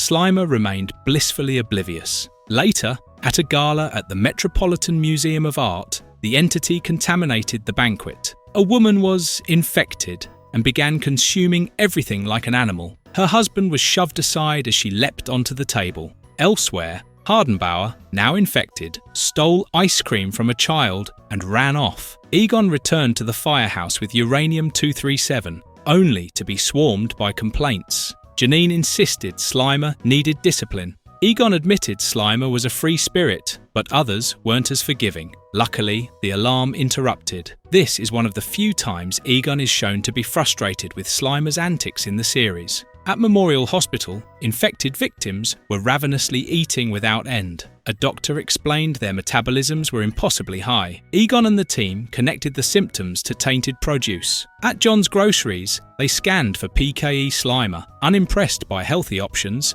devoured pineapples anyway. They collected samples for analysis. Egon confirmed the food was psychokinetically charged and surmised the entity was utilizing humans to create some form of ecto-fuel. Back at the hospital, the ghost arrived and fed on the victim's energy. The Ghostbusters intervened, but their proton streams couldn't hold it. This marks one of the rare moments when the team's proton streams completely fail due to spectral phase shifting. Meanwhile, Slimer's erratic behavior increased. He devoured everything from tires to radioactive proton canisters. Egon confirmed he was infected. The team decided to trap him, but Ravana, identified from ancient texts, attacked. Slimer was saved, but Egon theorized he might be key to stopping the ghost. Ravana's name and multi-armed appearance draw from the Demon King of the Ramayana, mixing mythology with ghostly horror. The final battle ensued at the produce distribution center in the city. Altered proton packs enabled them to damage Ravana for the first time, but it still resisted capture. Egon released Slimer, hoping he could overload the ghost with excess energy.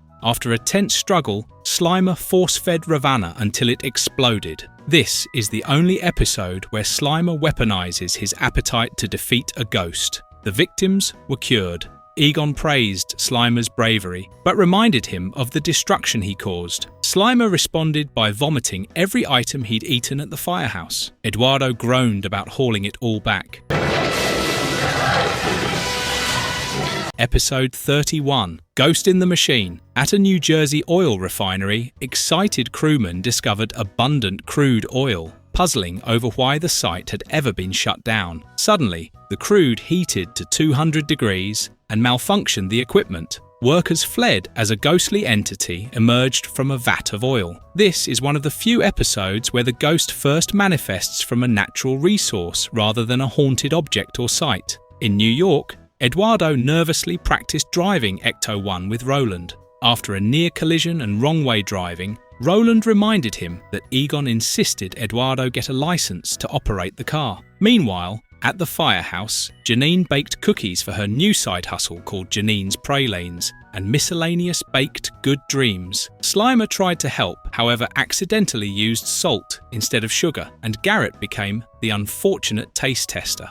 Janine's baking subplot serves as comic relief throughout the episode. and mirrors the chaos of Eduardo's road test. Later, a man refueled his car but heard strange noises. After driving off, the car transformed into a monster and ejected him. At the firehouse, Janine received a call from a trucker reporting possessed vehicles. The team departed, with Roland refusing to let Eduardo drive again. They encountered a possessed bus at Battery Park and a demonic propeller plane. Their proton streams failed, forcing them to dodge and improvise. Back at HQ, Egon discovered the refinery was abandoned decades earlier due to worker fears of hauntings. It had only recently reopened. Kylie hypothesized that a demon trapped in oil for millennia had been awakened. Egon supported the theory, suggesting the disturbance during drilling triggered its release. While refueling, Ecto-1 was secretly pumped with tainted gas. During Eduardo's driving test, Ecto-1 transformed and took him and his instructor on a wild ride. The rest of the team stole a test car and pursued,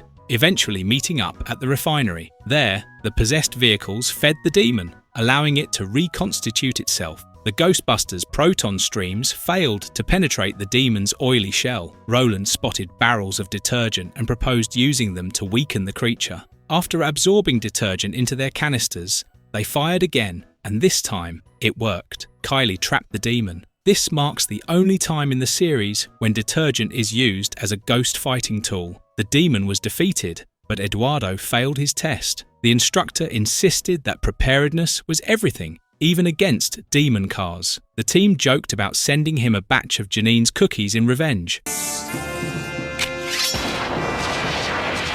Episode 32. Dog Days. One night in Manhattan, a woman is awakened by strange noises. Alarmed, she rouses her husband, Al. He reluctantly gets up, bat in hand, and they venture into the hallway fearing burglars, and for their puppy, Prince. But things get stranger. A mysterious liquid drips on Al's face, and they look up to find Prince eerily standing upside down on the ceiling. Now possessed, the dog barks and charges. The couple flees to a janitor's closet, but Prince smashes through the door. Their terrified scream echoes across the city. Meanwhile, Garrett, Kylie, and Roland lug 30 pounds of mushrooms back to the firehouse, a bizarre errand from Egon. Garrett questions Egon's sanity, while Kylie praises his genius. This mushroom subplot highlights Egon's quirky science methods, another callback to Ghostbusters' madcap experimentation. On the way back, Garrett teases Roland for not flirting with a woman walking her poodle. Roland admits he's not fond of dogs, and Garrett jokingly calls him a Spengler clone, a nod to Roland's serious demeanour mirroring Egon's. At the firehouse, Egon cancels the mushroom experiment due to reports of aggressive dog behaviour across the city. Eduardo stumbles in late, and the full team heads out in Ecto-1, with Slimer mimicking a dog by hanging out the window. They arrive at a client's house, where a large mastiff is locked in the basement. When it attacks, Slimer becomes its chew toy. Their proton streams are ineffective,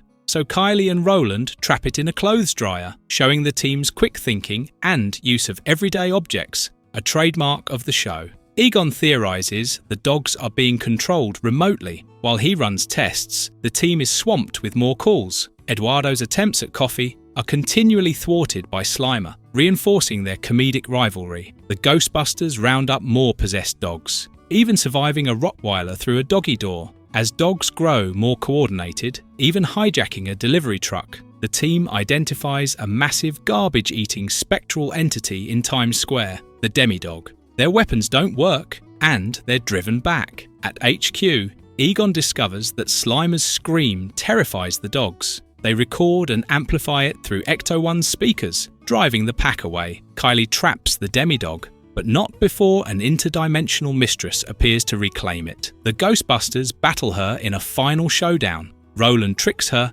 and captures her in a trap, earning rare praise. Later, Garrett and Kylie try matchmaking Roland again. He declines because the woman has a dog.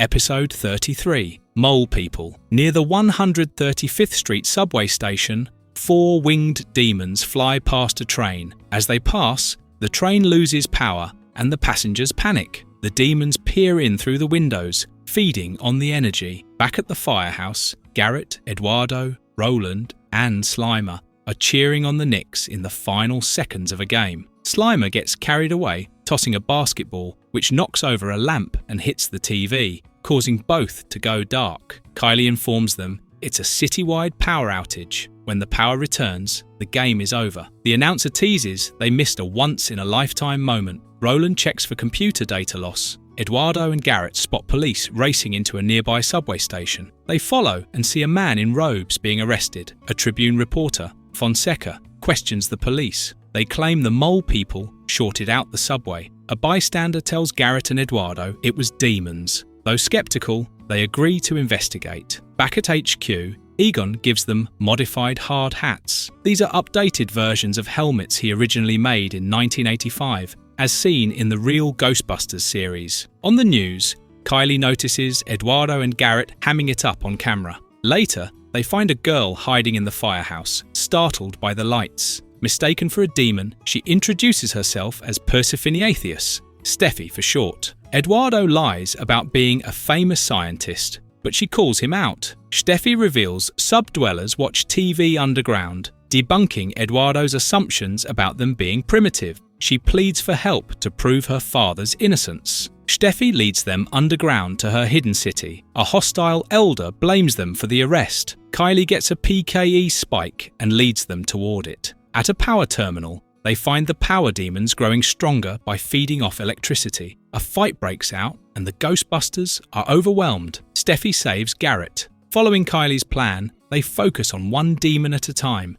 forcing the rest to retreat. Back at the firehouse, Egon identifies them as power demons from Spengler's spirit guide. The demons are linked to Paleolithic cave paintings and are said to bond with lightning and steal souls. Their last active period was before the Ice Age. A storm is due soon, making the threat urgent. Steffi prepares for her father's bail hearing and gets help from Garrett. She admires flowers, pizza, and sunlight. Experience is new to her. Her father is denied bail. Outside, they hear cops say the mole people are scapegoats. Garrett rushes back underground. As police follow, the power demons rise, attack Times Square, and head for the Empire State Building. The team races up.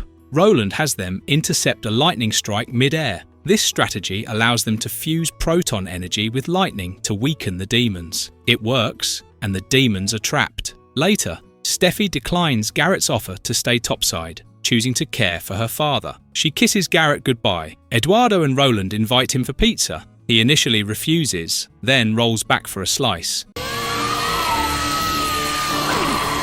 Episode 34. A Temporary Insanity. A man tries to hail a cab one evening, but as the streetlight above him cuts out, followed by the traffic light, the city descends into chaos. Sirens blare, and gridlock erupts. Underground, utility workers rush as a power crisis worsens. Stan and Charlie investigate but encounter a bizarre leech-like entity siphoning energy from a panel. When confronted, it attacks them. At the firehouse, Janine juggles paperwork and deliveries when Slimer's sudden entrance causes her to drop everything. Among the pile of mail, Slimer finds a postcard from Lil Earth Vacations, revealing Janine has won a free trip to Bimini. She's skeptical, suspecting a scam to lure victims into timeshare deals, and tosses it aside. She would rather stay where she's needed. Janine's skepticism about the Bimini trip and her unusually high vacation days, 243, according to Egon, foreshadow her being manipulated into leaving the firehouse. Roland reports a long list of supplies needing restocking, including uranium-237. Meanwhile, water begins leaking from the ceiling due to a burst kitchen pipe. Slimer absorbs the leak temporarily by inflating himself like a water balloon. Ecto-1 returns from a sewer mission, coated in grime. Eduardo vents his frustration after 3 hours chasing ghost leeches. Egon, unfazed by the toxic exposure, brings back 2 mysterious vats. Janine compares their awful day to hers, sparking sarcastic tension. Fed up, she revisits the Bimini postcard and asks Egon about her unused vacation time. Upon hearing the total, she abruptly departs for the island. This episode is one of the rare times Janine actively leaves the firehouse, setting up her pivotal role in the second half. With Janine gone, the firehouse rapidly descends into disarray. Roland tackles the plumbing. Kylie can't access Janine's locked computer files. and no temp agencies are willing to help the Ghostbusters due to occupational hazards. Eduardo discovers a clipping for Gal Friday, an all-purpose temp service. Egon calls and hires Lilith. As they leave to hunt the leeches, they find Ecto-1 being towed. Checks have bounced. Egon admits he didn't know they had a checking account. Exhausted, the team trudges to the subway. Back at HQ, Lilith arrives and confidently takes over. Lilith's mysterious efficiency, knowledge of lab systems, and ability to repair Ecto-1 hint at her true supernatural origins. At the power plant, the Ghostbusters pursue the leeches. Lilith contacts them over a new comm system she supposedly built. Garrett traps one of the leeches. Back home, they find dinner waiting and the firehouse in perfect shape. Everyone's enamored with Lilith, except Janine, who unexpectedly returns and instantly senses something's wrong. Lilith doesn't recognize her and triggers an alarm. Egon deactivates it and reassures Janine. However, Janine becomes suspicious. Only Slimer knew about her trip, and Lilith never should have expected her to return so soon. She finds no record of the travel company and discovers Lilith doesn't appear in photos. With Slimer's help, Janine begins investigating. Lilith is the only ghost in the series who uses social engineering rather than brute force, making her a rare, manipulative antagonist. Janine tails Lilith from Penn Station to a secret fallout shelter where leeches welcome her. She charges a containment vat with ghost energy. At the firehouse, Slimer discovers Lilith with the leeches and is captured. The Ghostbusters, unaware, follow the leech readings to the shelter. They find Lilith, who reveals her true form and disables their equipment. She drained their proton packs and plans to use humanity as a limitless energy source. Janine, now in uniform with a salvaged pack, arrives and blasts her. This is one of the few episodes where Janine dons a proton pack and becomes the hero of the climax, a rare role reversal. As Janine fights off the leeches, Slimer is freed and heroically traps Lilith using one of the Ghostbusters' own traps, sacrificing himself in the process. Janine catches the trap and kisses Slimer on the cheek in thanks. Back at the firehouse, Garrett formally apologizes and calls Janine an official Ghostbuster. Janine disagrees. Her days of proton slinging are done. After tripping the alarm again, she shoots it and declares she's officially retired from field duty. Episode 35. Rage. When a clearly condemned bridge displays warnings of prosecution and danger, two teens ignore them. While the driver dismisses stories of a bridge monster, the frightened passenger senses trouble. As the driver mockingly recites the legend, cross the bridge and cross the creature and double its wrath, a troll appears, smashing their car and collapsing part of the bridge. The passenger falls through a hole, only to be saved briefly before the troll drags the car into the river. They flee as the bridge fully collapses, yet the troll rises again. In folklore, trolls are usually linked to bridges, representing their territoriality. In the meantime, an infestation of termites compels the Ghostbusters to evacuate HQ. Egon and Slimer become Eduardo's house guests, putting a strain on Eduardo's nerves. Things improve when Slimer's food raids and Egon's experiments involving mold put hazards in their path. Eduardo's sister-in-law, Beth, and nephew Kevin drop by, with a report of tension between Eduardo's cop brother Carl. Eduardo's conflict with his law enforcement relatives heightens his character, pitting science against authority. In another part of town, the troll steals food from a chicken shack, duplicates itself when attacked, and escapes, one by the back door, one up the vent. Ghostbusters trace the creature and find it to be ectoplasmic, and copies from negative emotions. Eduardo and Kylie encounter one in an old, dusty attic. Eduardo is used as bait, and Kylie catches one. Egon researches the creature and determines it's a troll, attracted to bridges, and can duplicate through negative feelings. Back at Eduardo's, electrical overload from Egon's equipment causes a fire. Carl, revealed to be the same cop from the chicken shack, is unimpressed. Beth invites Egon and Eduardo to dinner, where Carl's disdain for Ghostbusters and Eduardo's hidden affiliation fuels a heated argument. Egon's inadvertent interference indicates his social clumsiness and Eduardo's efforts to keep personal and professional life apart. That evening, Slimer breaks into Beth's home, triggering a Ghostbuster call. During an investigation, Kevin unknowingly frees the troll from the trap and chases after it. Carl angrily orders Eduardo to lecture Kevin, but soon realizes the boy is missing. The Ghostbusters track the trolls to the Brooklyn Bridge, where they've multiplied again and are attacking motorists. Roland reconfigures the proton packs to reverse the trolls' replication by magnetizing them back into one. With Eduardo's help, Kevin traps a troll and the others are fused and contained. The solution, a reverse energy flow, ties into scientific themes of the show, emphasizing teamwork and quick thinking. Eduardo finally embraces being a Ghostbuster. Egon moves out, and Eduardo, now proud of his role, just wants his space and clean clothes back.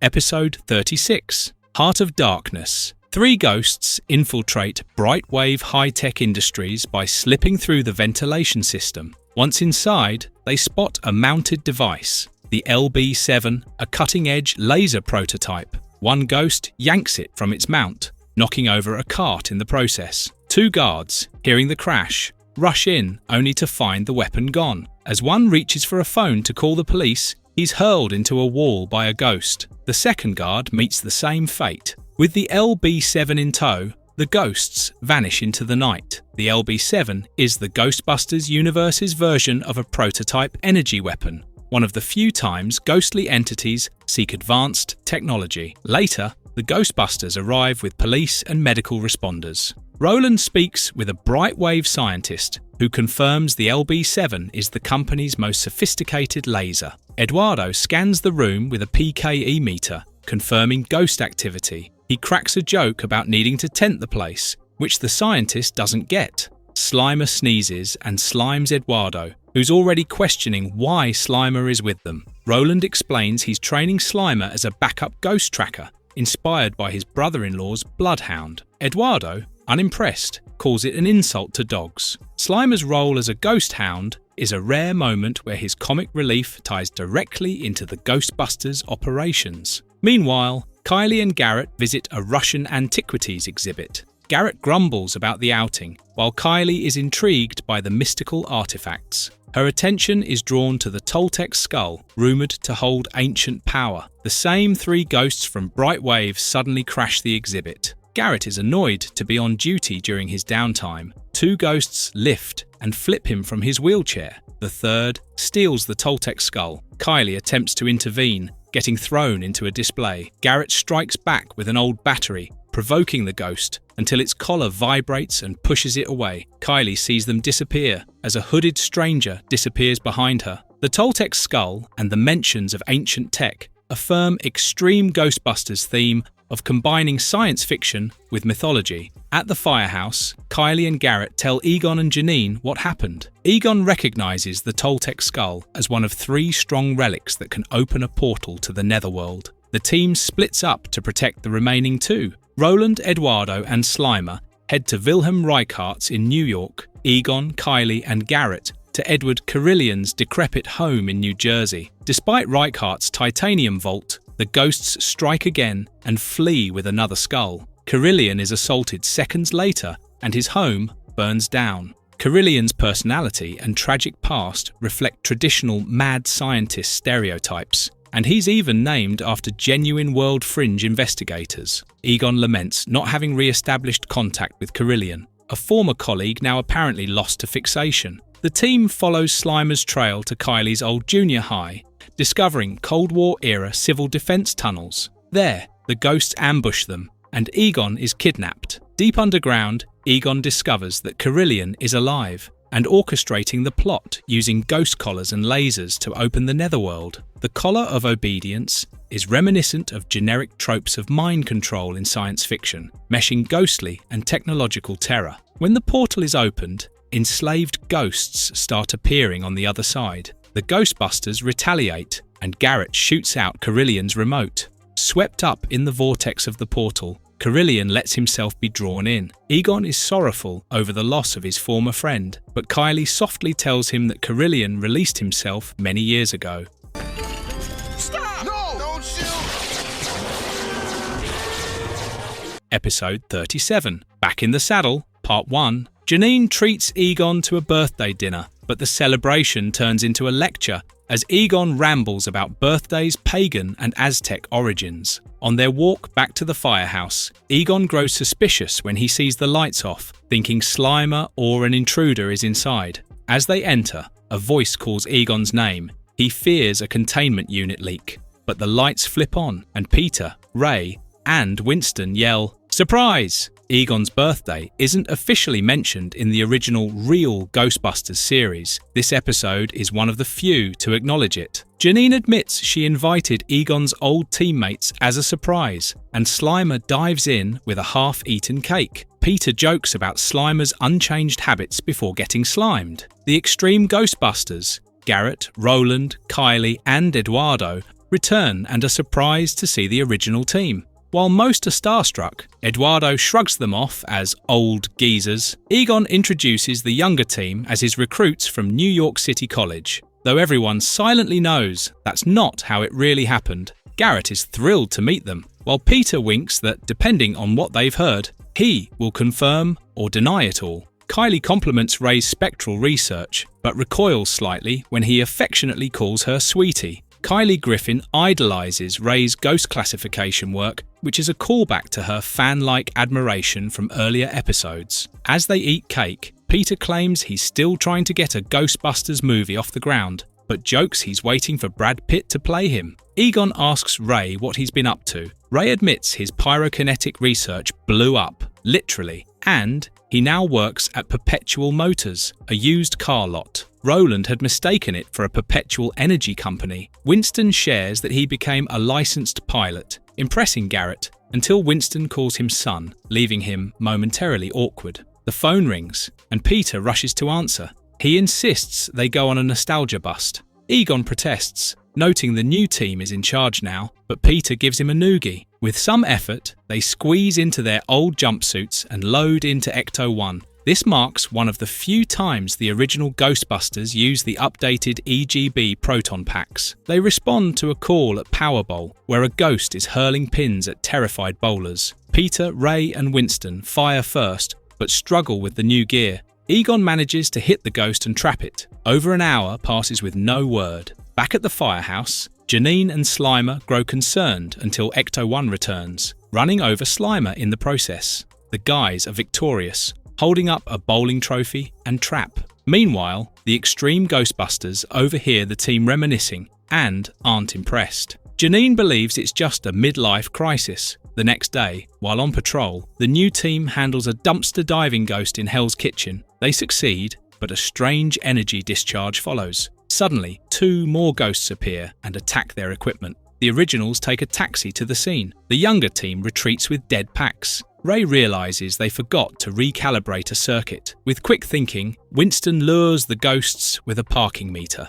The originals trap them efficiently. The self-replicating ghost behavior references slime molds and other division-based asexual reproduction. Back at the firehouse, the younger team sulks. Egon reiterates the torch has already passed, but before he finishes, the older guys race off again. At the George Washington Bridge, more ghosts gnaw through cables. Egon warns that trapping them will only make them multiply. Things get worse as the bridge begins to collapse. Peter nearly falls, but Roland saves him. Despite Egon's warnings, the younger team traps the ghosts. Back home, they realise the mistake. Kylie deduces the metal-chomping ghosts are Class 4 self-replicating spectres, fueled by ingested ions displaced by proton streams. The only solution? Fuse the ions to prevent replication. The Fusion Blaster adapter is a one-time use device created for this 2-part episode. The teams unite to build fusion-equipped throwers. At sunrise, they locate more ghosts on a radio tower. They blast and trap them successfully, but Egon picks up a massive energy reading, larger than anything seen before. A dark, spectral cloud passes overhead. Acquired. Ready up there? Episode 38. Back in the Saddle, Part 2. The next part begins a few days after the Ecto clone fiasco. Peter drags Garrett on a fishing trip, promising yellowtail and marlin. Garrett only ends up with half a tuna sandwich and a lot of regret. As they drift offshore, an eerie fog creeps in. Peter spots a nearby couple fleeing the fog, only to watch in horror as it devours their boat and vanishes beneath the waves. Meanwhile, Janine, Eduardo, and Kylie see Ray and Winston off at the airport. Janine pleads with them to stay for Thanksgiving, but both have plans. Ray's giving a talk at a paranormal expo, and Winston promised his sister a visit. Just as they're about to depart, the same dense fog rolls in, grounding all east and southbound flights. Ray grumbles about his lost car payment while Janine hugs them and jokes about cranberry sauce preferences. Janine referencing cranberry sauce is a light-hearted nod to the Ghostbusters' rare downtime, echoing the holiday dinner scenes from earlier animated series episodes. Back at the firehouse, Egon analyzes Peter and Garrett, especially Peter, who's strapped to a table and told to stay still for spectral readings. Egon detects bizarre PKE activity, completely unstable and unfamiliar. The rest of the team arrives, and Garrett bluntly reports that the fog ate a boat. Janine interrupts with a call from the mayor of Berkeley Bluffs, New Jersey. Ecto-1 races off. At Berkeley Bluffs, the waterfront has been decimated. Egon confirms that the fog shares the same spectral signature from Peter and Garrett's earlier encounter. Ray pinpoints the entity's location, right at Peter's boat. Aboard, Kylie gets no readings and finds Eduardo and Peter lounging. Winston warns of an approaching storm, but Kylie identifies it as a massive ectoplasmic fog. Despite the proton packs, the fog overpowers them. A tendril snatches Kylie, but Eduardo rescues her. The group ditches their gear and escapes into the ocean before the Coast Guard rescues them. Back at HQ, Egon places more pins into a map, revealing decades of disappearances, all within the Bermuda Triangle. The group realizes the entity is a young Bermuda-like anomaly, now migrating up the east coast. Egon theorizes it's an ingestive ectoplasmic entity that's growing and fast. The idea of a sentient Bermuda Triangle child cleverly reimagines the real-world mystery into the show's paranormal universe. At New York Harbor, the Ghostbusters confront the entity near Liberty Island. Despite advanced weapons, it's too strong. Roland and Ray build a supercharged proton cannon and a garbage truck trap. As the entity consumes landmarks, including the Empire State Building, the Ghostbusters stage a final stand in Central Park. The cannon fails, but Garrett patches a backup power source just in time. The cannon fires, weakening the entity, and Egon triggers the trap. Everything devoured is returned. Lost ships, planes, and people, including World War II pilot Captain J. Tidwell. Thanksgiving dinner follows. Peter's arthritis flares up. Slimer eats 2 turkeys, and the team pelts him with croutons in good cheer. The ending mirrors the original Ghostbusters holiday specials, blending heart, humour, and spectral chaos into one turkey-stuffed conclusion. Episode 39. The Sphinx. One night at New York State University, a professor is taping a lecture on the use of myth in contemporary society when a monstrous beast silently breaks into his office. A breeze sends his papers flying, and the beast attacks him, smugly inquiring if he is smart or not before grabbing him. In the firehouse again, the group has some leisure time. Eduardo plays a computer game, Kylie reads her tarot cards, and Garrett lifts weights. Roland comes in holding a book of riddles and challenges the team with one. What does a man do standing up, a woman sitting down, and a dog on 3 legs? The answer, shake hands, is not funny. This scene cleverly emphasizes Roland's fondness for corny jokes, which no one else finds funny. In the basement, Egon overexerts himself and falls off a ladder. Janine recommends that he slow down and let the younger team do field work. Egon refuses to say he's too old. Just then, a call comes in from a university janitor. Egon hobbles to the stairs, determined to go. Egon drives Ecto-1 recklessly and reminisces about being fired from the university in 1982 for trying to reanimate the dead. This is a nod to Egon's past with the original Ghostbusters and his slightly morbid scientific curiosities. He punctures the tyres on a spike strip, frustrating Roland, who just rotated them. At the university, the team finds Professor Barth catatonic. They bring him to the firehouse for testing. In the lab, Egon analyses a feather found at the scene and identifies the creature as a mythological hybrid, part lion, bird, snake, and dog. He theorizes it could be a griffin, basilisk, or sphinx. Kylie recalls that, in mythology, the Sphinx poses riddles and punishes those who answer incorrectly. Meanwhile, the Sphinx appears before a group of Jeopardy contestants. They incorrectly guess his riddle, and he renders them brain dead, like Barth. The Ghostbusters investigate and discover the Sphinx is draining intelligence from the city's brightest minds. At the UN, where a peace conference is underway, the team tries to stop the Sphinx. After their weapons fail due to Egon removing a safety device, he finally admits he's not as young as he once was. Garrett reassures him, pointing out Egon's worth is in his experience and maturity. The Sphinx poses the question for a third time. Egon goes forward and answers the well-known riddle correctly. Man, crushed. The Sphinx disintegrates. Garrett strikes him with a proton blast, and Kylie pins him. Later, Egon contemplates growing old gracefully. Slimer, after attempting and failing to get in shape, reverts to his normal ways. Slimer's unsuccessful routine of self-improvement is a humorous subplot to Egon's journey of self-acceptance. Egon realizes that with age comes wisdom, and it is all right to grow old. The power is mine.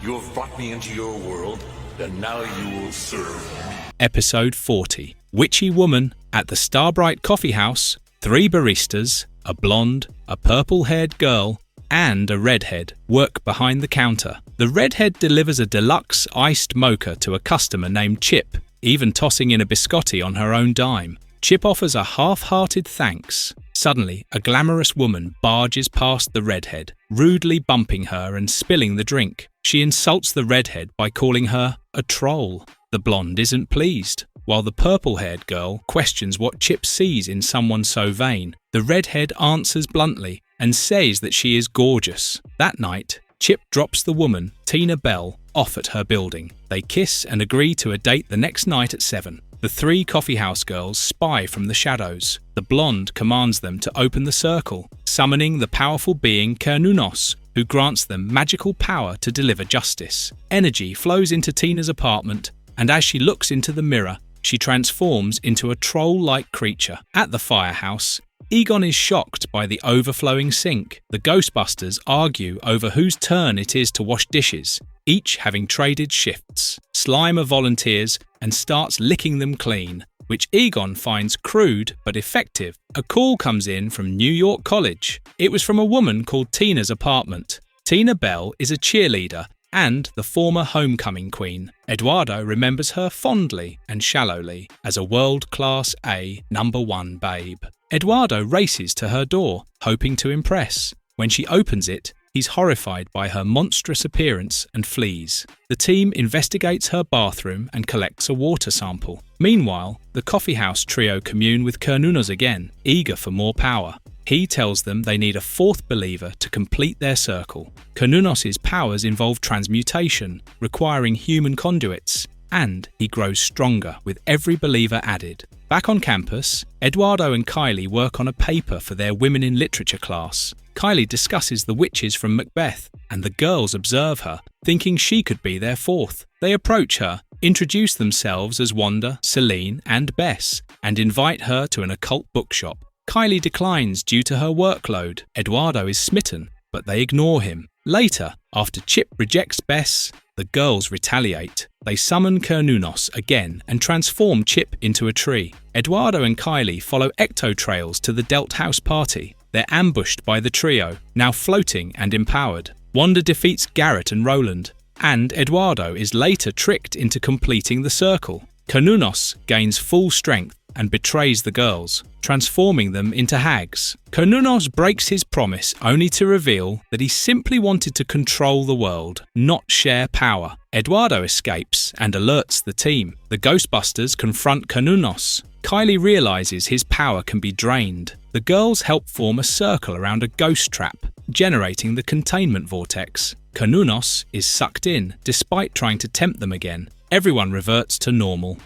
Eduardo asks out Bess, not Wanda, and she gives him her number. Roland wonders why. Garrett suggests a change of heart, but Kylie smirks and says that it's the free biscotti. Evergreen cartoons that we don't see anymore. Gone are the days of such innocent and fun cartoon shows, and these adventures will remain special for the golden generation that grew up with such content. The Ghostbusters have always been one of our favourites, and if it is the same for you, do hit the like button and subscribe to our channel for more.